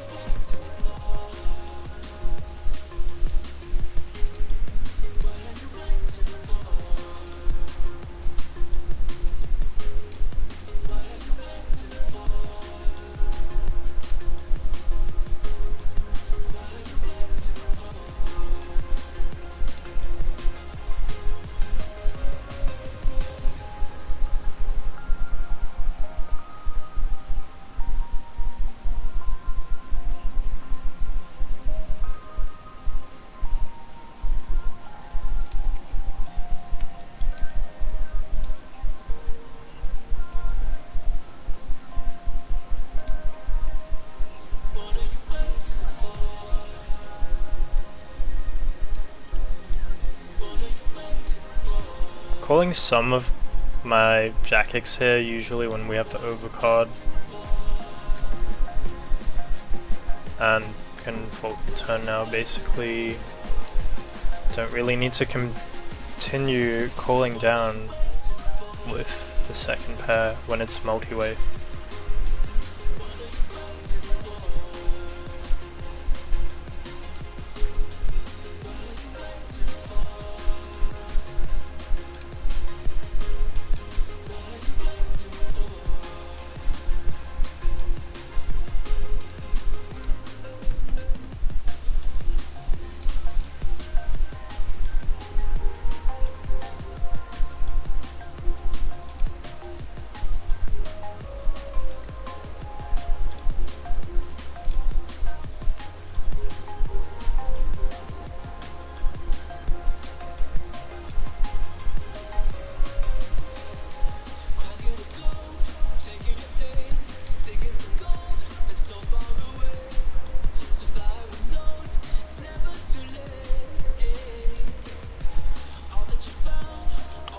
Session's going pretty well so far. We're up 3 binds.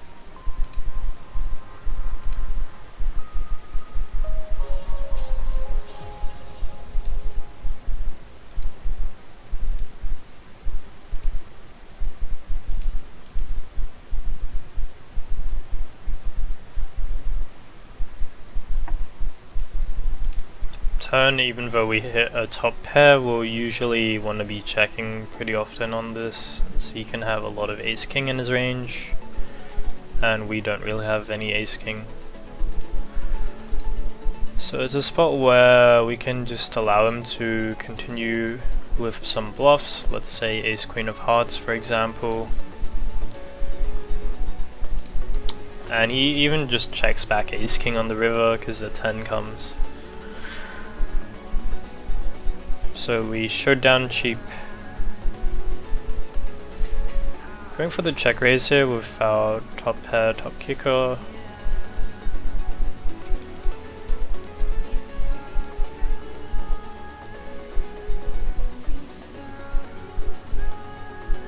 And on the flush turn we'll be checking.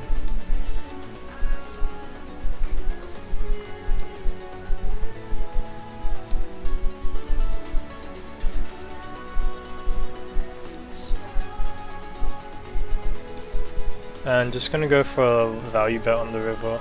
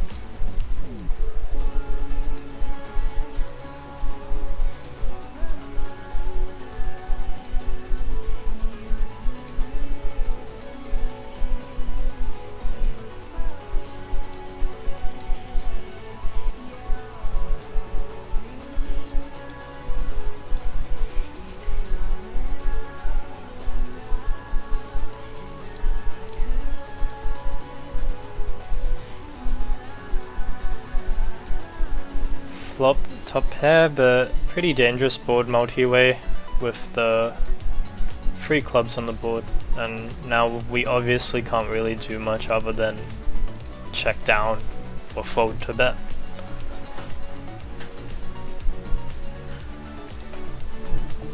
So just praying for showdown right now.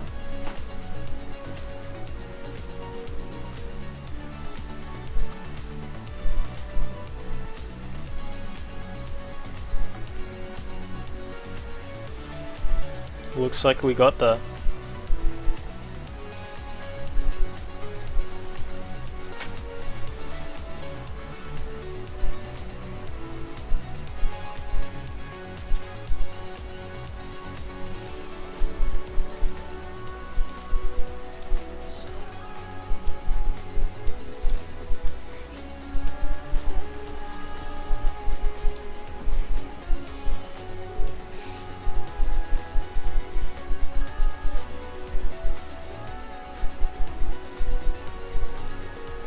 Interesting flop lead. Typically raising when we have a strong ace here.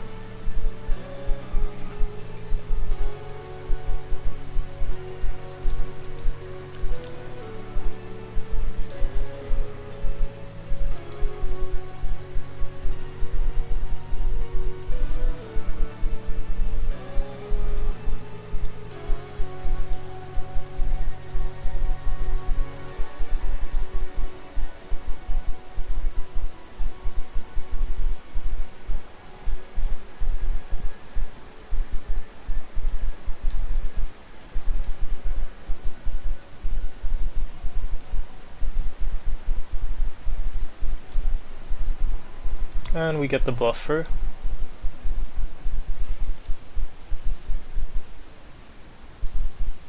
River's gonna be a value bet when we hit 2-pair.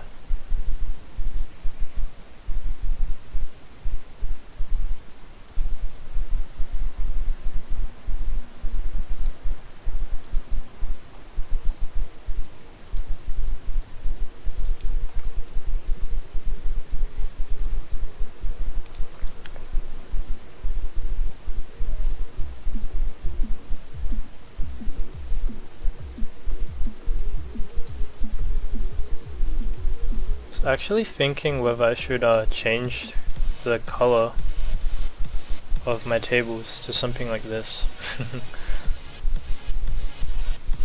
Or maybe this.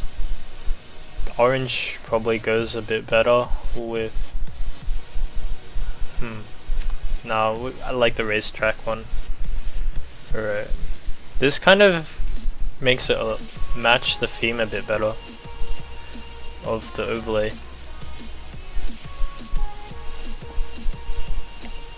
So, sorry if I'm hurting your eyes right now, but I also need to adjust to this new color.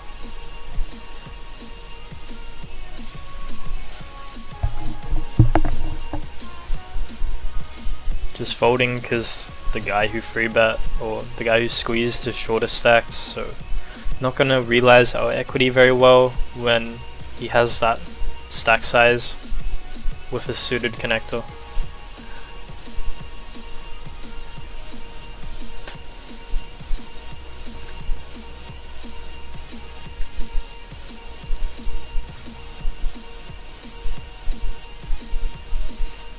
So yeah, I think this color should look a bit better and match the overlay a bit.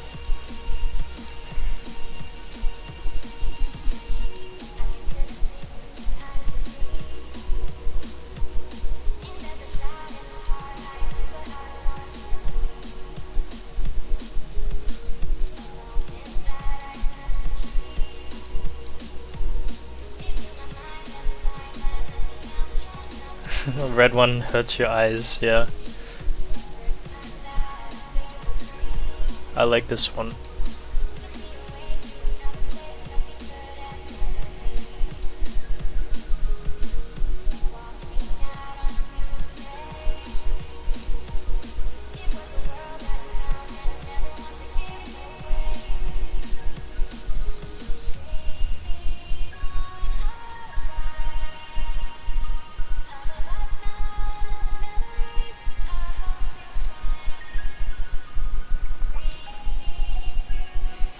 This one goes well with like the ignition theme as well, because ignition is supposed to like resemble like fire, or refer to like lighting something up, or turning on that car engine.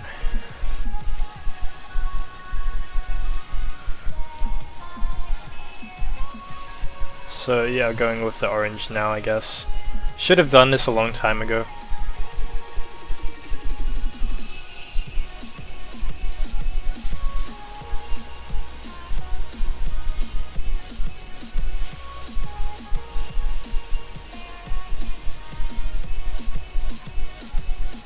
Against 6x, this is a bit awkward. Against 5x, I think calling would be pretty reasonable there, but against 6x, ice arrays probably just a fold.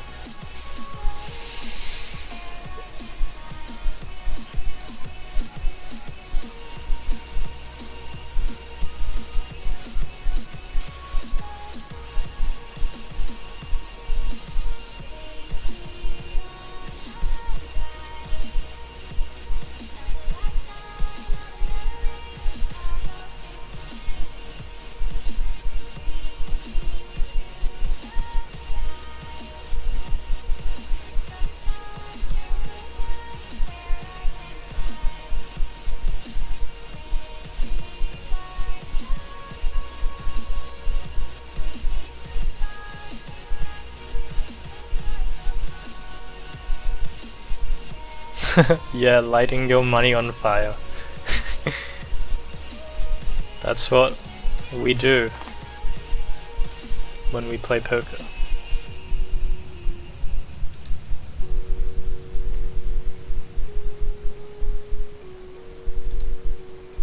I think we're required to size down on this turn. And river, of course, just checking. And he has king 6 suited.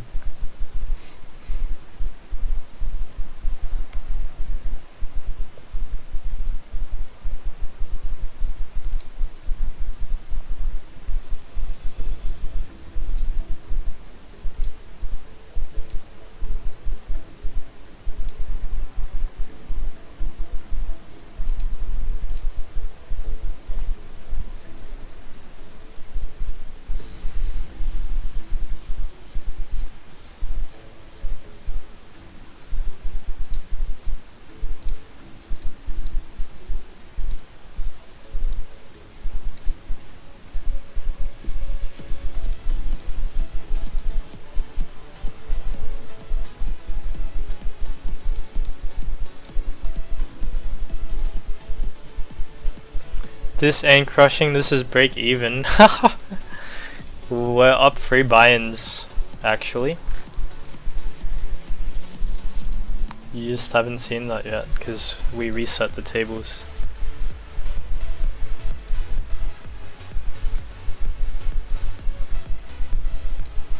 There's no reason to play deep stacked here when you only have 15 seconds per street to make a decision.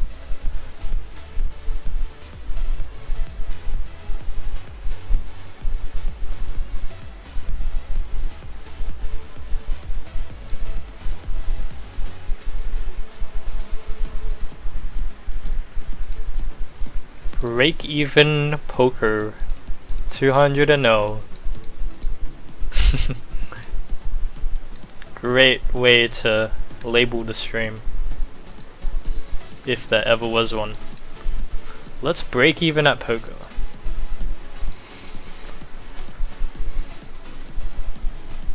That's actually an accomplishment for most people.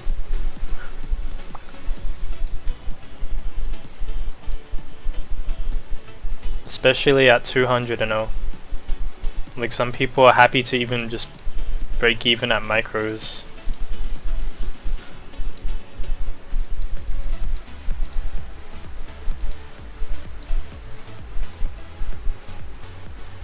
Picking up the aces, hoping for that 4-bet so we can ship it in.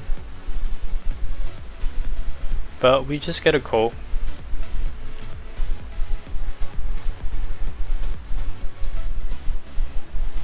Gonna be calling the 7s here.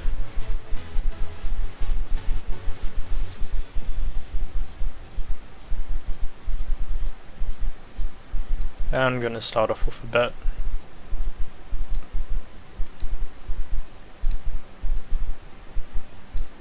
Similar thing on this table, just gonna start off with a bet against his overcards. And we're gonna be bet calling the jam reluctantly, but sometimes we're good. I guess like he can jam worse overpairs. I mean, it's still like a snap call. It'd be disgusting if he got there, but we hold, we hold. So we win another stack.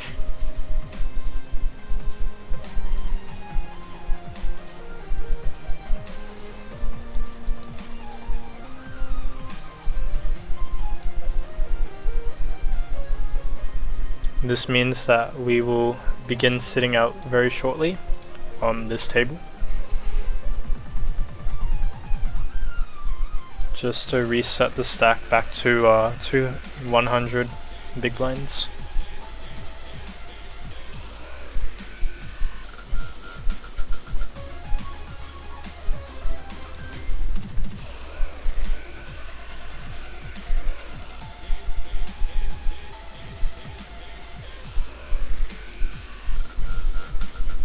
Hands just to check. I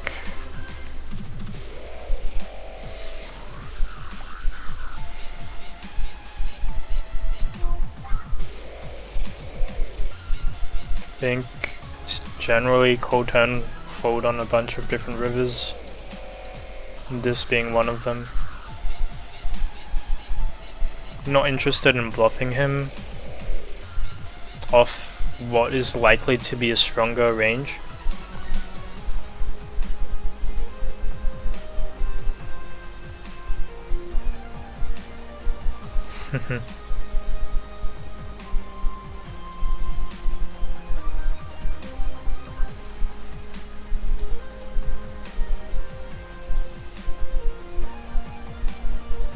Eight-6 gave us a bit of a sweat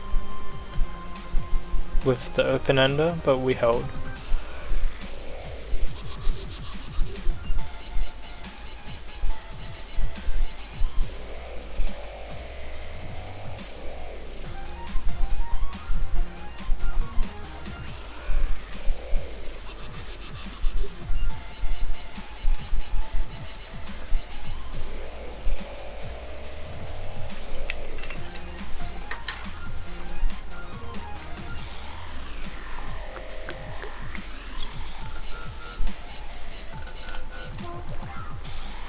Minama's back, knocked out of Bounty Hunter. At least I got into money. Congrats. Hopefully you knock someone out along the way.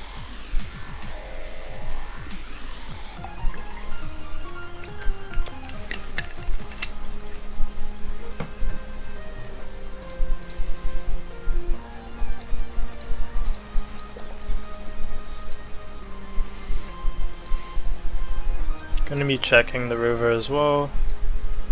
I think he has a reasonable amount of king X here that he'll just bet himself, and then we can go for a check raise. He probably just had some kind of underpair though that time, so he had 7 high and didn't bluff it. I would have at least gone for the bluff if I were him, but congrats, you saved yourself money that time.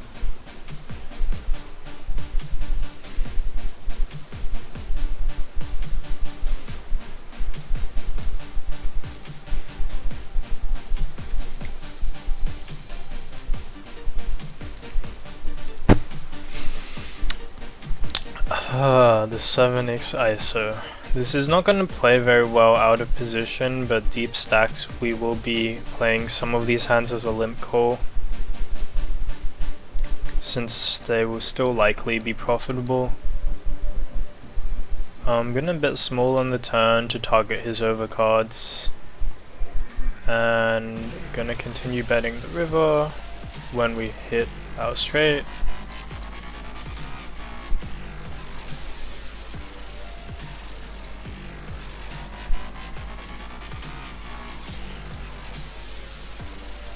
So pot controlled there with 10s, which I think is pretty reasonable.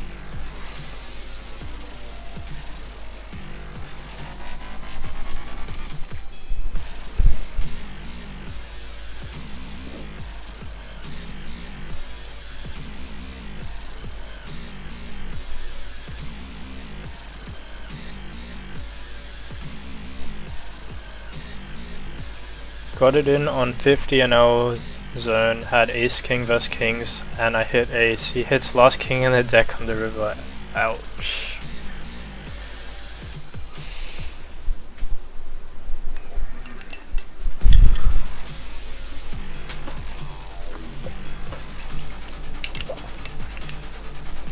I remember I played a live tournament and I had a hand. It was kings versus sevens pre as well. I had sevens and I hit, we both flopped a set and then I hit quads on the river.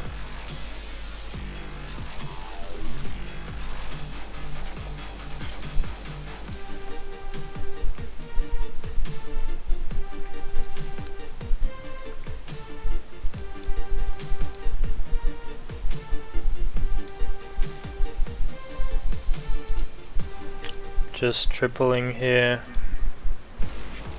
Since we're chopping with any 7 that isn't ace, king or queen 7.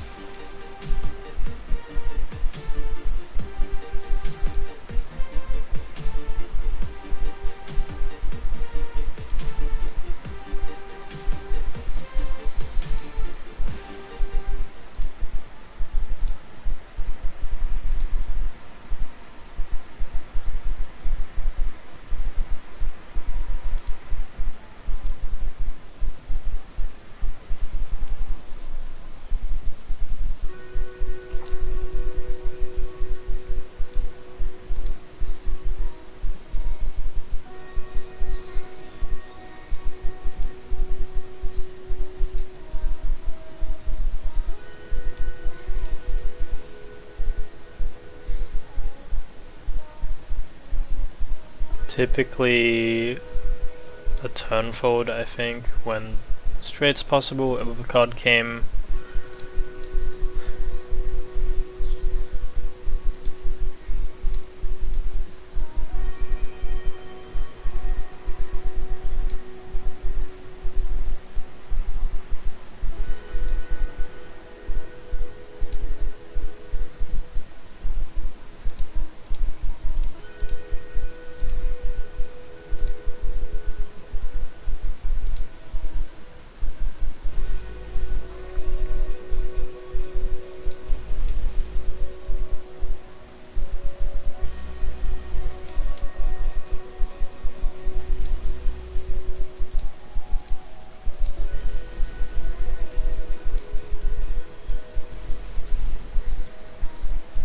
against 3x I'm going to be folding my queen 7 suited when he opens under the gun.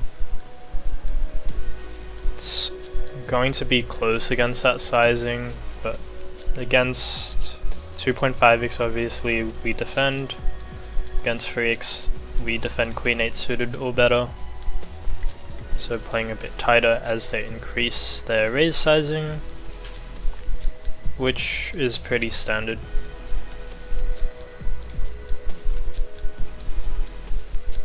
But some of you guys might not be familiar with what your big blind defending ranges should look like.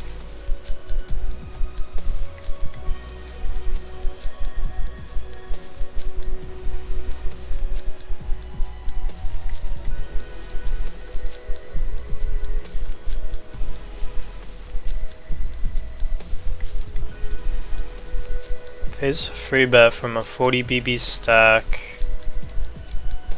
We can call, or we can also probably include some of these as 4-bet shoves. He bets pot. I'm just gonna fold this with no diamond in my hand.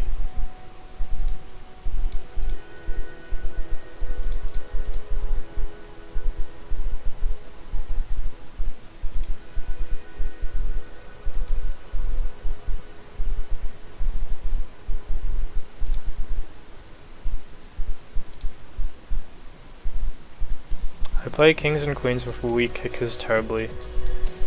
Yeah, hard to get used to playing them properly since a lot of the time you flop top pair and you're not sure if you're meant to call down or not.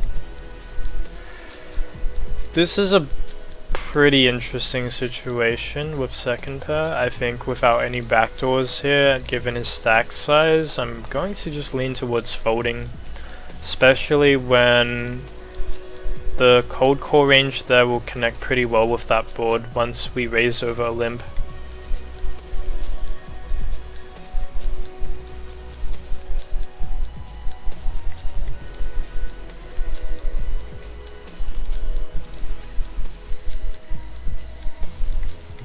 So that hand doesn't really function very well as a multi-street bluff catch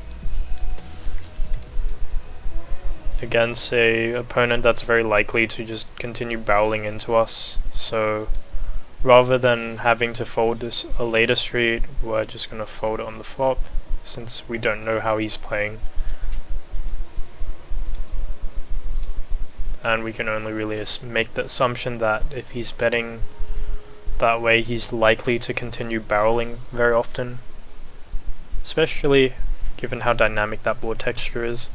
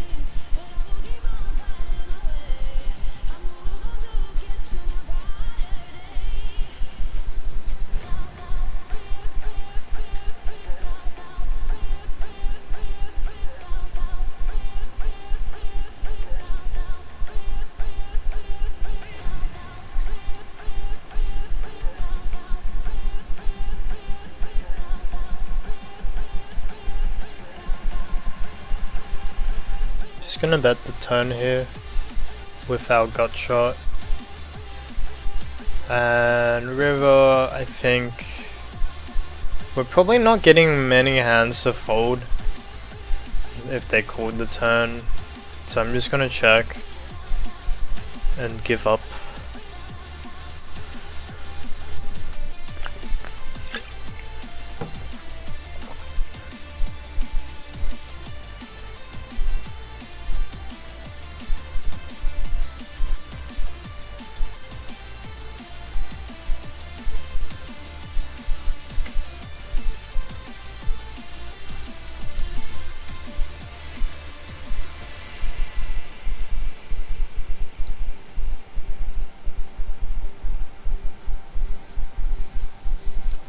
Queen Jack against 6-6, just gonna be folding. This guy ships it, and Pretty easy fold with 8s.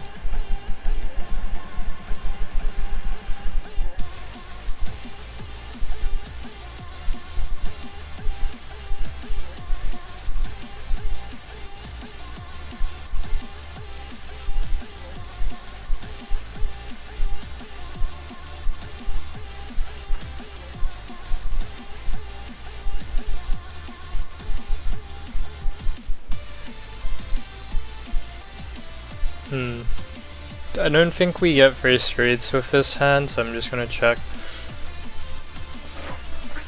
I'd bet ace jack or better on the river.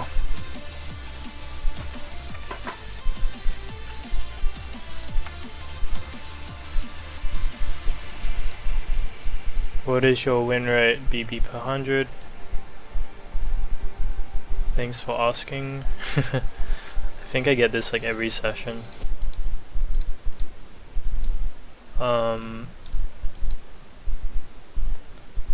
I could show a graph, but it's like, it's not relevant, just watch me play, guys.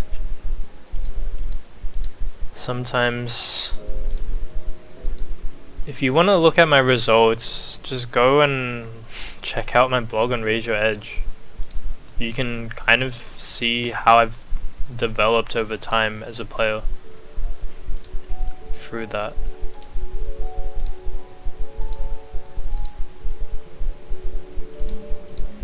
You can also see some of the downswings I've been through and some of the upswings I've been through as well.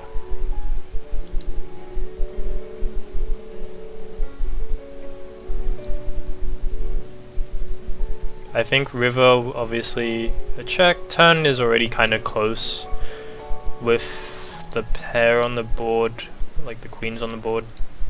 So I'm just checking that to try and show down, and potentially value bet on a blank river against a weaker king, but obviously there are no weaker king X in his range when that 9 comes.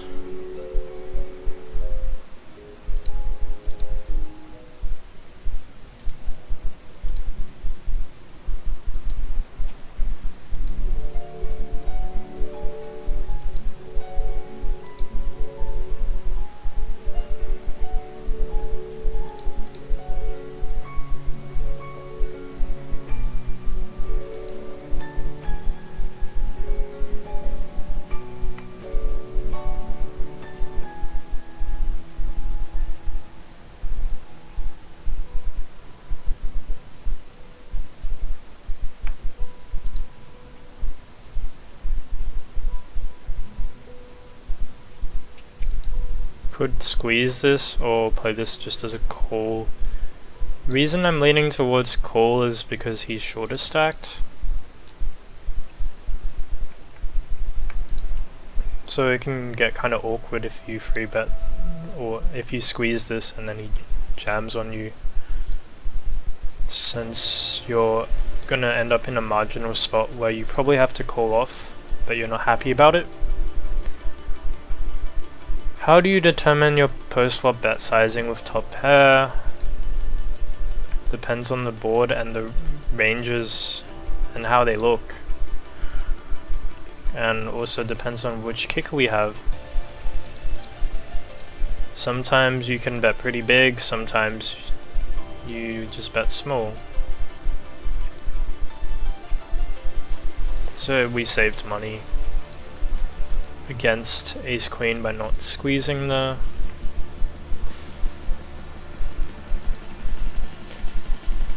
Minamo says, I tend to stick to 40 to 50%. But yeah, it really depends on the board texture. Like, let's say the board comes 8-7-6, like how large can you really bet with your top pair? You just can't go huge, because you're not gonna get action when they're behind, you're only gonna get action when you're behind.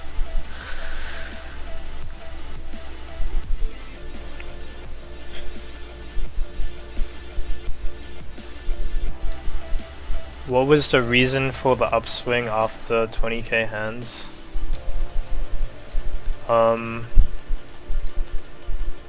Personal reason?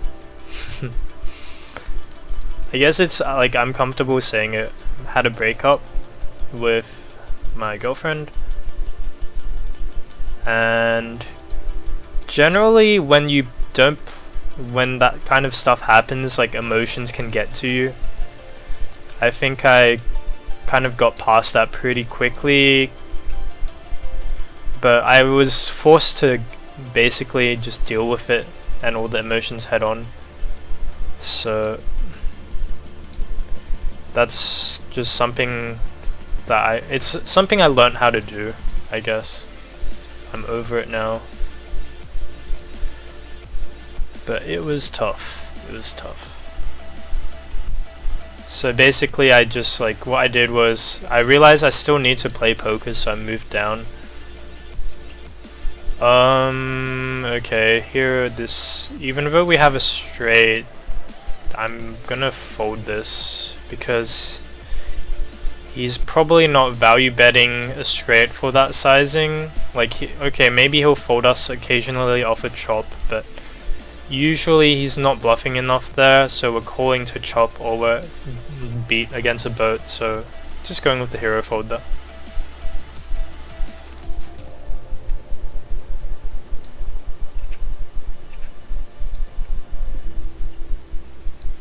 Hey Skulga, welcome to the chat. Thanks for the overlay, by the way. Shout out to Skulga for creating the current overlay we have. If you're looking for an overlay yourself, you can definitely message him about that. And we also have RD Lee in the chat. What's up? What's up?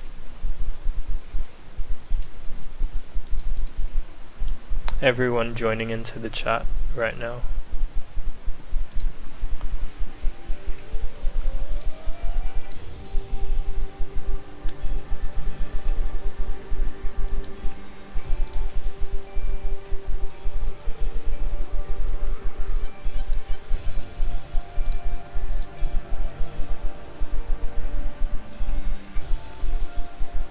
It's always nice to stack someone,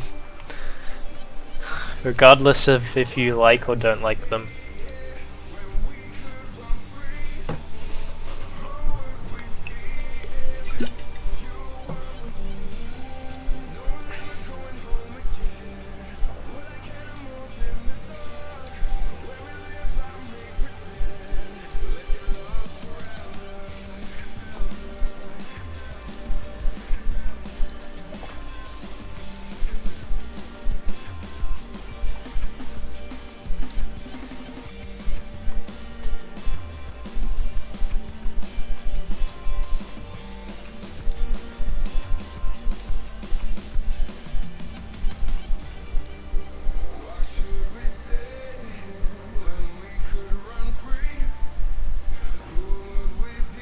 Ever do viewer hand reviews?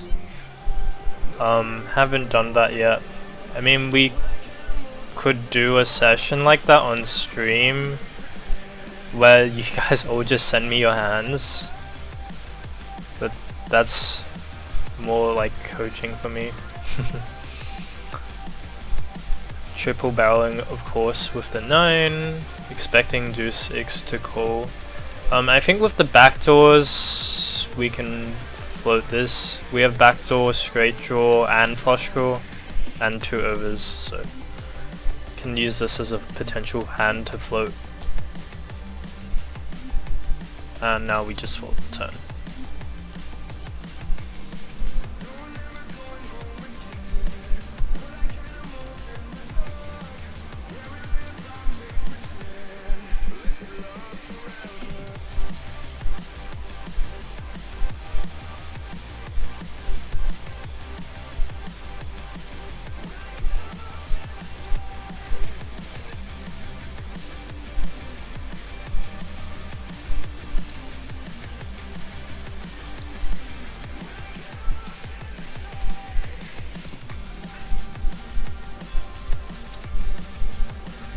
By the way guys, one thing with mental game that I feel like I should bring up right now is that you really want to be honest to yourself and about what your results are when you're playing. Like sometimes you can be you can be good in terms of like study and theory, but then you can have mental game leaks that are causing you to lose a lot of buy-ins, and you might actually be losing money. And you need to be self-aware enough with yourself to realize when you need to take breaks, when you need to stop playing, when you need to move down stakes. And I think a lot of people have that issue because there is a lot of ego in poker. So people feel like they have to play higher than they are able to beat, or higher than they're able to be rolled for, just because they see other people doing that. And I don't think that's a very healthy approach to the game. Ultimately, being patient and self-aware is going to get you places, and trying to short take too aggressively will usually lead you to having to move down again. So take your time with everything when you're playing. Do everything methodologically. Guess bit of a long word there. Also, in regards to formats, like Minama right now is asking, wonder if I should switch to 4-man heads up sit and goes. Seems like a fun format. Like in terms of format, just think about what your goals are with poker, why you're playing it, what you want to achieve, and then that will help you determine what kind of format you should be playing. Sometimes it's kind of fun to jump around formats, I understand, like spin and goes can be fun, but you want to figure out what your goals are and then do something that's in line with them. For me, I was playing sit and goes, I was playing cash games, and I was also playing tournaments. I've played all three formats. I've even tried my hand at spin and goes, heads up sit and goes, all kinds of crap. And then I basically had the best results when I was like, okay, I know what I want to really do, and I'm gonna stick to cash games and play it all the way through and get really good at them. And the reason I'm choosing that, like, I can still play tournaments, and I have done tons of study playing tournaments, but I realized that for me, my lifestyle is way more suited towards cash than MTTs, because MTTs you have to sit and grind for like 6 to 12 hours, usually a pretty long period of time to be playing, and for me I wanted a bit more time and a bit more flexibility in my lifestyle to attend to other things outside of tournaments, so that's why I chose cash games. Playing 50 NL and 25 NL yesterday on Zone, would you say they're significantly different, and if so, how? 50 NL was a bit more aggressive than 25 NL. There also seemed to be a few less fish in the pool, so less like spewy and less limping going on, but apart from that, I felt like the regs kind of played pretty similar.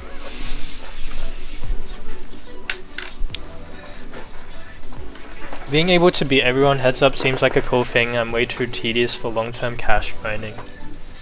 Yeah, if that's how you feel about stuff, then you should stick to what you feel is the best for you. Sometimes you might spend a bit more time reflecting and then realize that it's not, but if you're going to make a big decision about formats, do take your time with that and don't rush into things. Perhaps that sounded a little result oriented, but 50 NL players try to give me a hard time. At 25 NL, I never had that feeling. I think everyone feels that way when they move up. It's just like, really, every time you move up a stake, you feel like everyone's being more aggro. And in some cases it's true. Like sometimes they just see you, oh, this guy plays 25 NL, I'm playing 50 NL, and I haven't seen him before. I'm gonna be a bit more aggro with the free bets because he might be taking a shot. But if you're an anonymous, then obviously they can't do that. But yeah, there's definitely a bit more aggression pre-flop. Still not enough aggression, I'm gonna say. Like, people still suck.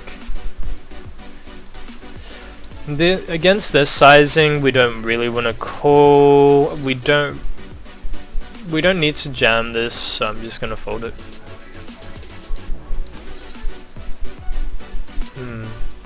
He snap calls. He snap calls it. Of course, we're gonna go for the 4-bet and just jam the flop. Euron, how do you play against this aggression? I mean, I just play my game. I know my game works. Maybe you feel like you're being exploited, but you're probably not. You just have to be aware of what hands you're meant to continue, what hands you're meant to fold in different types of situations. So that just comes with study. I mean, you're gonna experience the same thing when you play 200. People are gonna be more aggro against you. But ultimately, it's having your own strategy and game plan and knowing and being confident that it works and just sticking to it.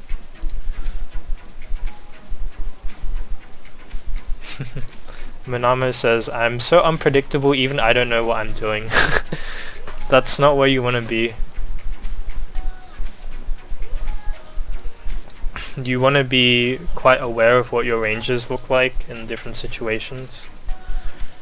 You want to know when you shouldn't bluff. That can be kind of difficult.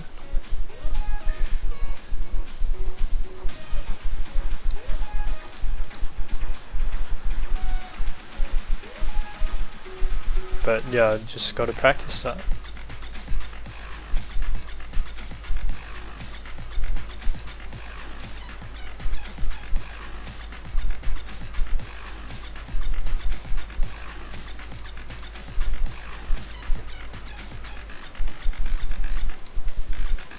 I'm betting small there because this hand, or well, most hands in particular don't really want to bet big anyway. And I'm just betting very small to get him to hero or to get him to bluff something. But yeah, the queen jack there is, it's gonna look a bit weird to you, but based on how ranges look, a small turn bet with that hand is probably the best sizing to pick. And then river, you could jam, but I think he's just folding his entire range, so I'm just betting really tiny to make him feel bad about himself. That's what you should always think about. How do you make your opponent feel bad about themselves? And then that can cause some very spewy plays from them.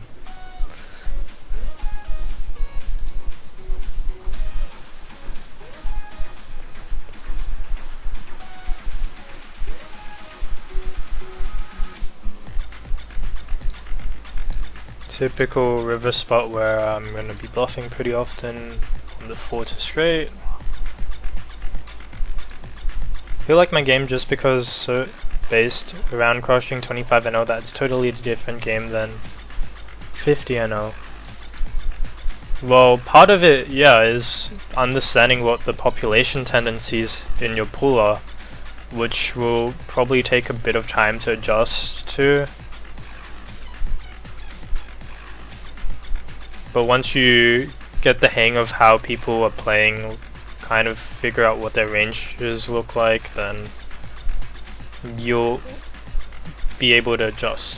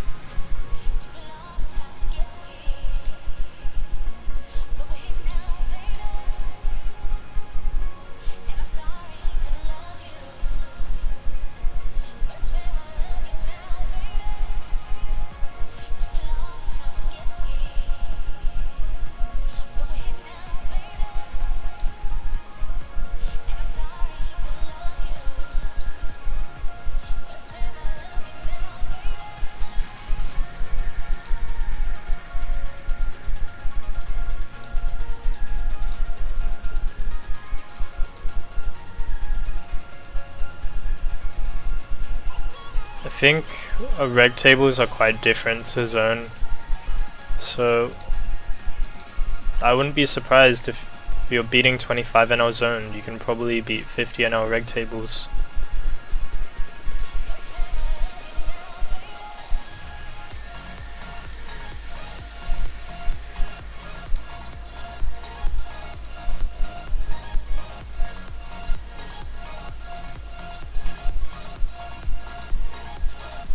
Pretty clear river jam for value here.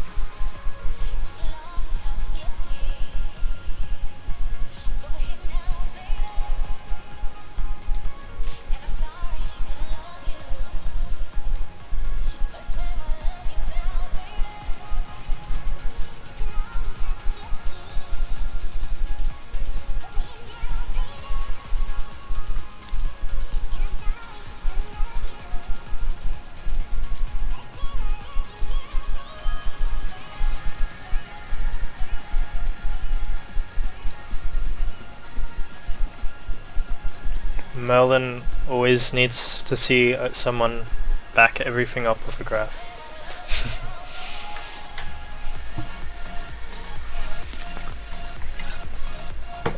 No graph, I don't believe you.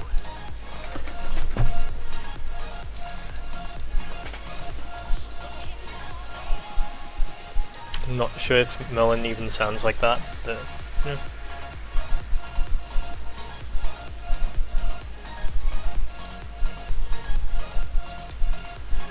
Check Rizzo.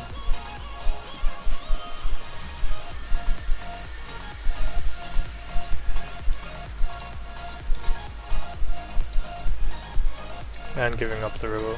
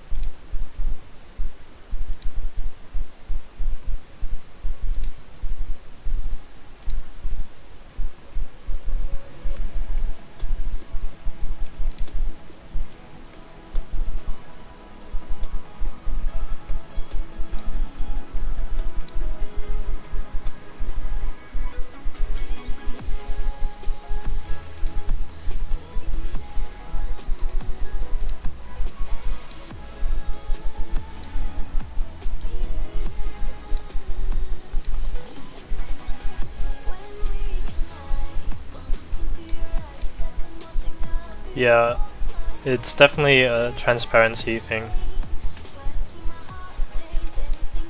That's why I'm basically just showing you guys how I play. I like just upload tons and tons of hours of content for you so you can decide for yourself whether I'm legit or not.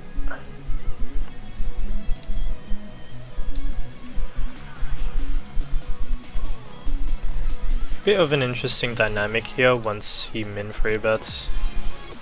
Typically, I think we can just 4-bet call.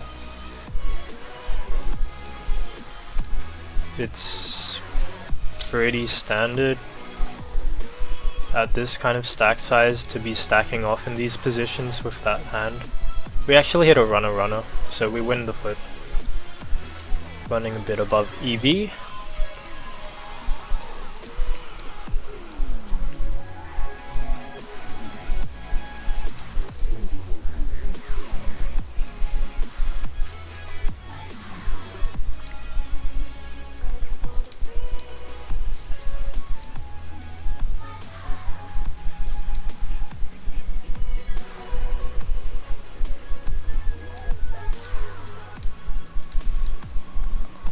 Just folding ace-4. I could 3-bet that, but then he's less than 100 BB deep, so it's going to be a bit more marginal. Show me some heads-up plays. If I could still play on PokerStars heads-up, I might do a bit of that for fun, but the thing with heads-up is there's a lot of risk if you're streaming, and also heads up like rarely runs. Like if I play on ACR, it's just like really bad because whoops, folded that one. It was meant to open. If I play on ACR, it's bad because people can just watch my stream and I would have to put on a big delay. So that's why I don't really want to stream any heads up play. This is probably gonna be a call versus that sizing, but also can mix in some 4-bets.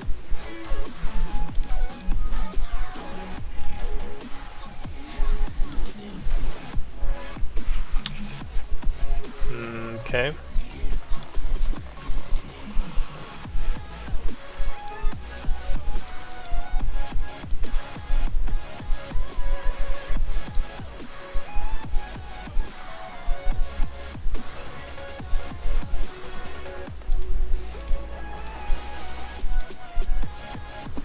Merlin says, true, you just play and we see how you play, except if players are not educated enough in this area, they will not know enough to tell what you're doing is advanced or mediocre strategy, which is why people lose money in investments. For sure.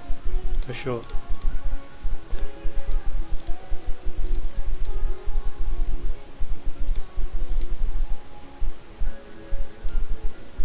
Planning to give this one up on this kind of run out. Idea here with the ace-10 is we block the straight, and also on a spade river we can use that as bluff. But on this run out we're just going for a check fold.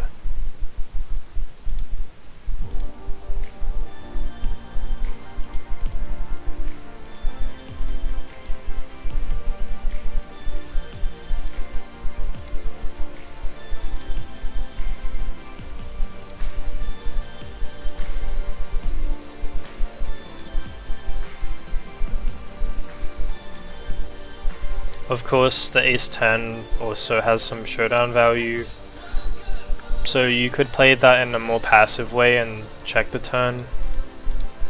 Always a fan of trying to be aggressive and going for pots that way rather than being a bit more passive, since I think that generally works out better. Against 4x, I think we can just fold this.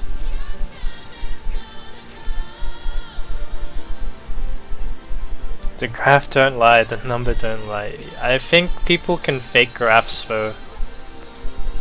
I think.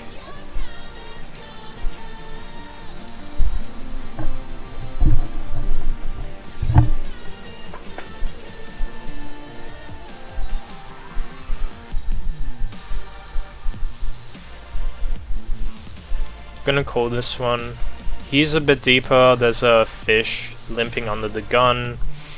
So with position we can try and go for a set mine.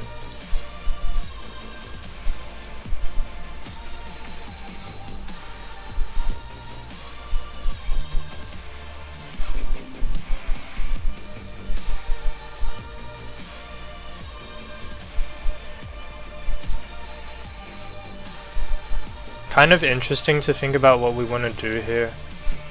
I don't mind raising this.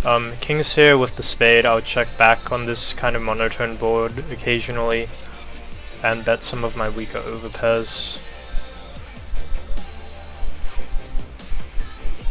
Or well, the weaker overpairs are more so because they can make a straight as well, pretty often. Just gonna be stacking off first this guy. He's not really gonna have kings pre-flop, so he has deuces or some kind of flush draw really often. So we get his stack, we win some money. When I see someone pick that bet size, I assume they're likely to just be stacking off on that board, since I don't think it's used as a bluff too often. In which case I just want to get the money in, that's why I went for the raise. Plus, like, he can have deuces there, he can't really have kings, so we're ahead of his value range as well.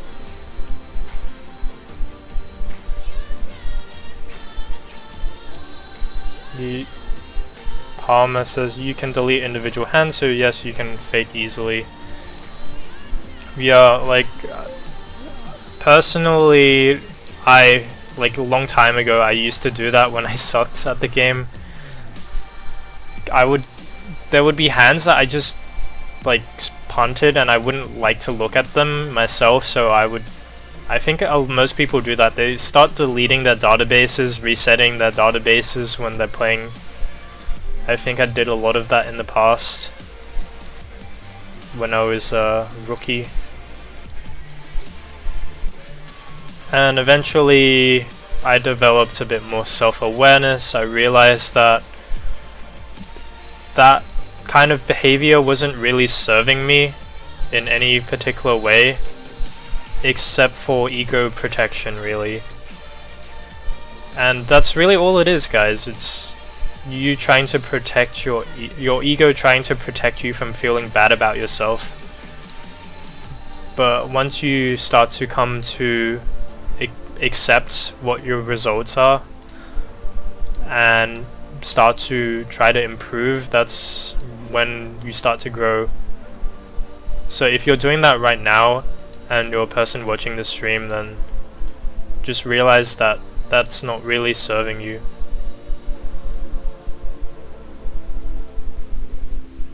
This deep, I'm just gonna fold the turn.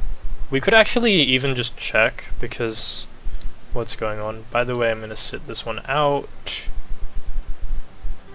because we're 350 big blinds deep.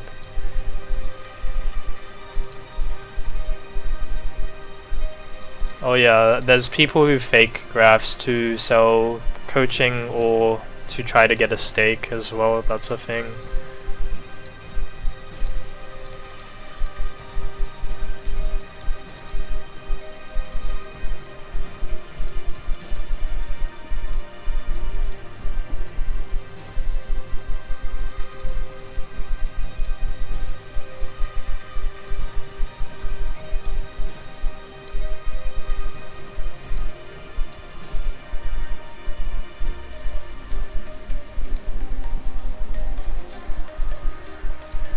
The more you realize you know nothing, the better you can become. Very true, very true. Dunning-Kruger effect is real.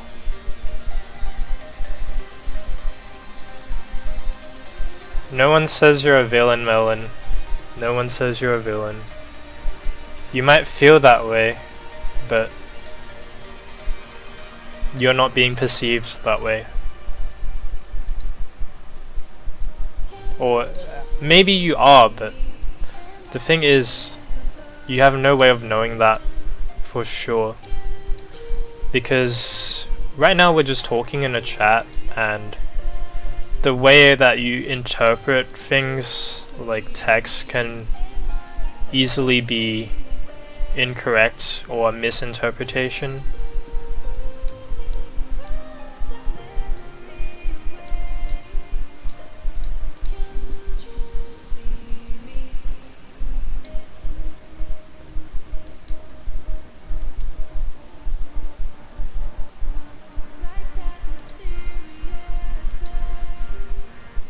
Gonna be bluffing the river here with deuces. With no backdoor, I think we still need to call this size since it's quite small. So we'll be floating some king queen, some overcards.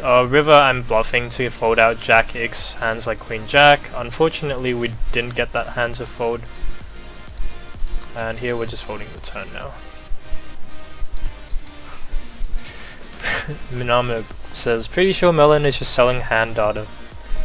I don't think he's doing that, but kind of funny if it's like that. Hey, this guy has fake results, I can prove it. Buy my hand histories. Someone just 6-bet jammed into me at pre at 50 and 0 with 5 deuce off. You see that occasionally. You see that occasionally. Congrats on holding.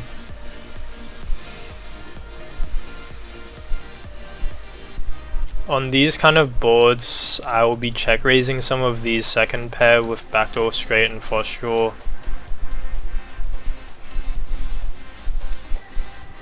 Since I think people overfold that spot once they get check raised. The moment I'm trying to learn when to overbet a pot in heads up. The fold ratio to it on lower stakes is amazing. Yeah. Always fun to experiment with different sizes.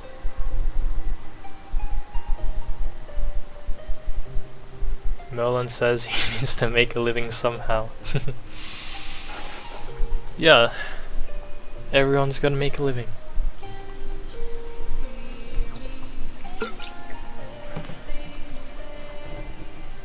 Can't get free straights here.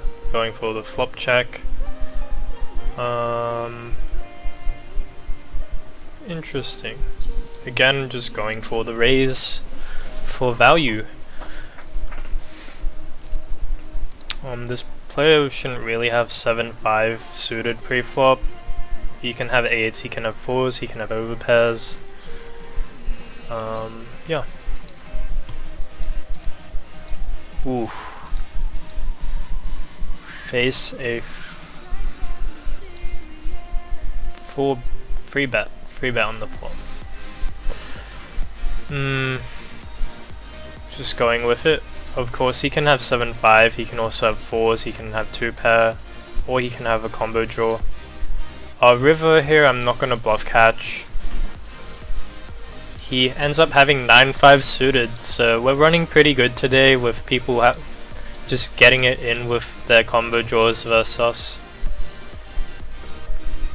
Pretty good result for us. Ace 2 suited, typical spot where I'll introduce a bunch of 4 bets against this sizing. And betting's very small on the flop.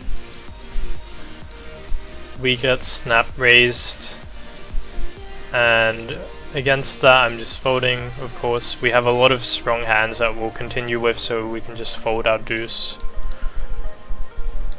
Alternative would be to check, but I like just starting out with a bet with most of my range.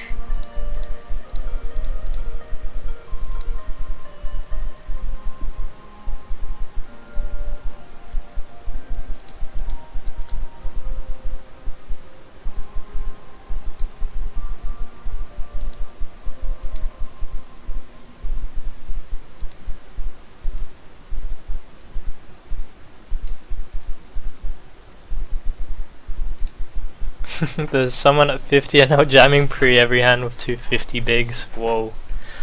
That is pretty insane.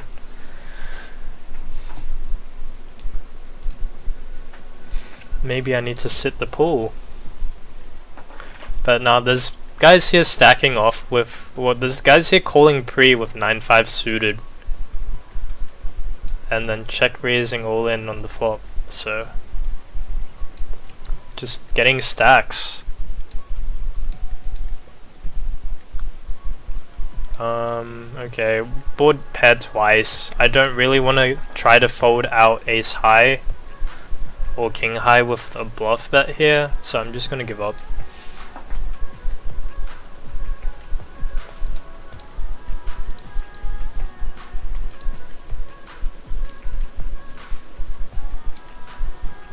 So really decent session today after a bit of a dry spell, breaking even for the last week of streams pretty much.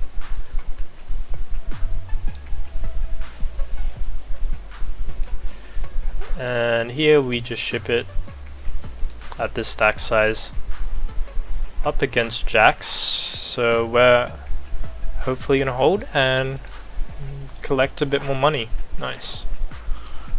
Just running into the towards bottom of their range today, which is nice. Sometimes you're gonna get queens in there and you're just gonna run into aces and kings, but other times you run into ace king and flip, you run into jacks and tens. Is it okay to semi-bluff someone with a free bet who raised from UTG? For example, if I have 7-8 suited in small blind position, or is this a lose play? I'm assuming losing play is your question. Typically, small blind, like, you will be free betting some of those types of hands against UTG, so I'll free bet some of my 7-8, 6-5, 7-6 type hands. I think it's completely reasonable to free bet those hands, since they play pretty well in free bet pots when you're small blind compared to if you were to flat them, but you can also fold them pre-flop. Against this sizing with no backdoors on our king queen off, we're just folding. Toad Spice in the chat.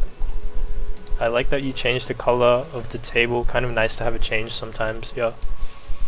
I just thought this color kind of suited my overlay a lot better, so I've been going with this now. Changed it midstream. Was meant to change it earlier as well, but didn't get around to it.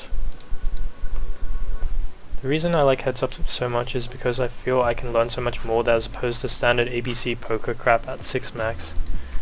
If you think that a lot of spots in 6 max are standard, then I mean, sure, then you can try and mix it up and play a different format.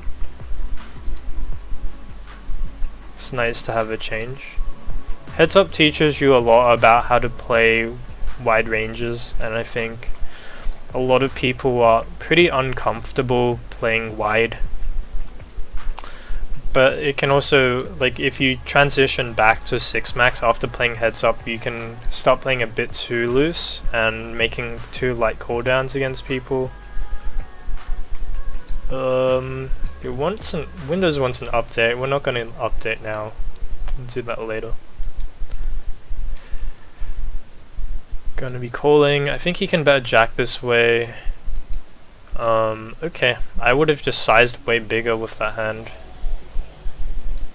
This hand, I don't mind floating with both a backdoor flush and straight draw possible. 2 flush draws on the board. Board pairs. We have a lot of 7x in our range. Gonna go for a check raise here.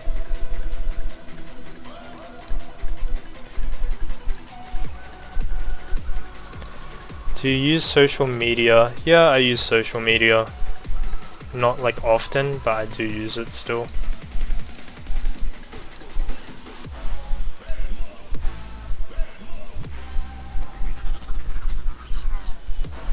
Just calling the min raise. Turn completes a lot of the random hands that he might play that way. It's kind of weird when he bets 1/3.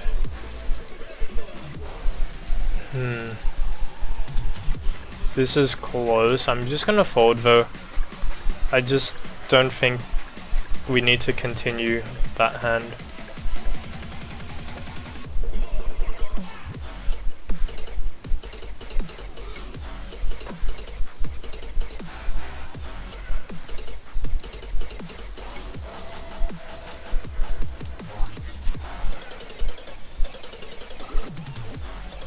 So, really good session so far. We have gonna check bankroll really quick. Do some mathematics. So we've got 500 on the table. So up like 6 buy-ins right now. Pretty good result. Pretty good result for a day of playing.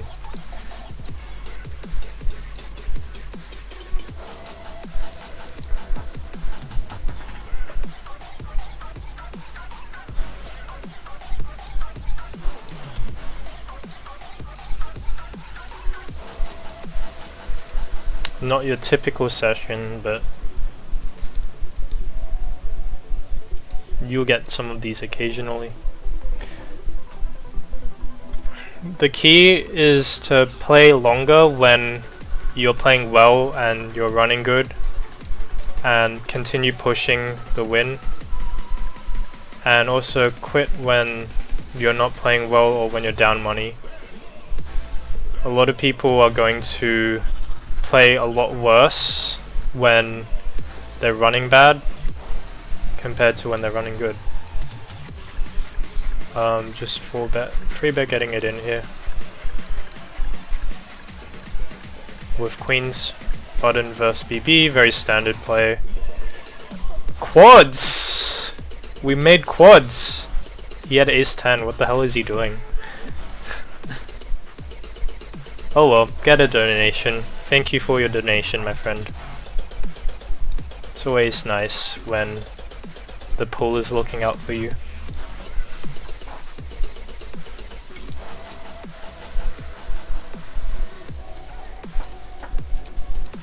It's not every day that you have a big upswing. Some days you're kind of just gonna lose a little bit, sometimes you lose a lot, sometimes you break even, you win a little bit. The idea is to make sure that your winning sessions are a lot better than your losing sessions, and you do that by using stop losses. So if you lose a certain number of buy-ins, you just quit, stop playing, and you force yourself to continue playing when you're up money and you're playing well. So usually I would have wrapped up the stream, but I realized that my current state is like really good. So I feel really like focused right now. I feel in the zone, and as a result of that, I don't want to stop playing right now. I just want to continue playing and see how long I can go for.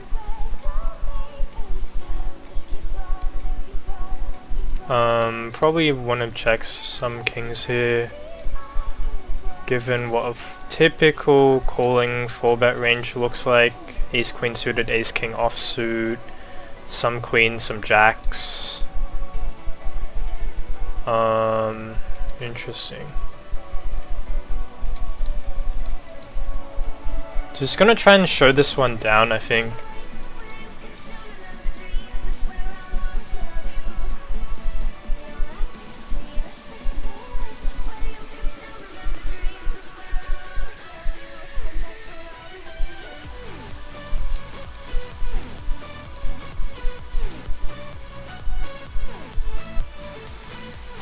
Interesting river.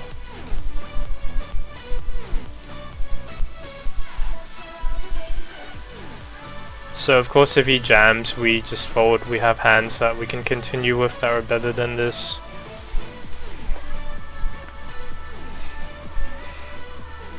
What's my own stop loss at the moment? My own stop loss is 5 buy-ins. That's a level I can tolerate very well. It used to be like free, but free basically just leads you to quitting too early sometimes when you're completely fine and you're able to continue. But the main leaks people have are just playing through losses when they should quit, and quitting when they're only up a bit of money. So they always feel like they want to book the win. So that's a pretty substantial mental game leak. River, I think we have a pretty clear bluff. Unfortunately, it doesn't get through.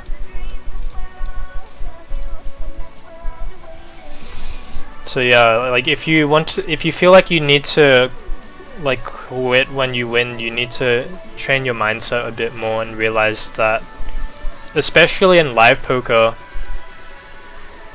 when you're ahead, your opponents are actually down. And if you know that the main leak people have is they play worse when they're down money, then you need to realize, oh, I'm up money against my opponents, I should stay at the tables and keep playing because they're likely to be tilted and my win rate's likely to be higher. Like, even the top players in the world are not going to be playing as well when they're down money. It's just the reality of things. Like, you see people lose their role because they want to just keep playing when they're down. And when you're down and you're playing and your game isn't as good, you're not as focused, you're chasing losses, then you're not going to be playing good, solid poker. Even if you're trying your best to, it's going to be hard.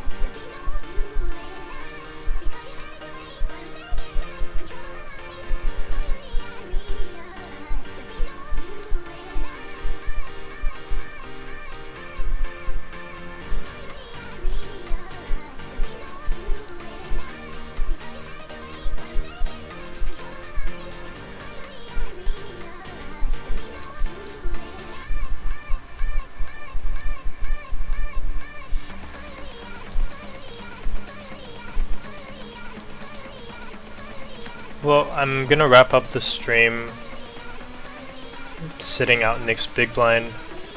Had a good session today. Had some nice interactions with you all in the chat. Ended up talking about some interesting stuff along the way. Just really enjoyed today's stream, but got other stuff to do. So usually at around 5 I'm heading towards doing my trading, working out what I want to do in terms of conducting my market analysis and then generating trade ideas. So just gonna sit out next big blind and start doing that. Against this size, we'll be continuing with our top pair.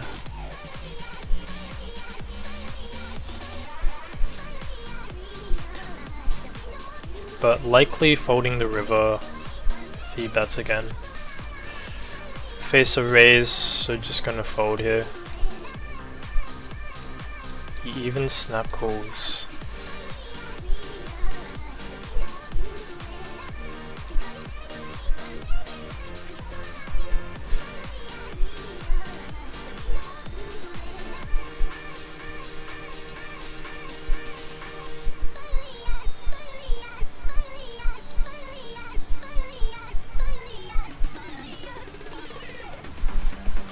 Going for that free bet.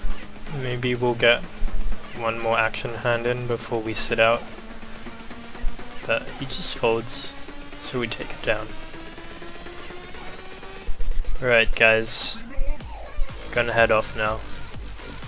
Hope you enjoyed that one, gonna be back at it again tomorrow.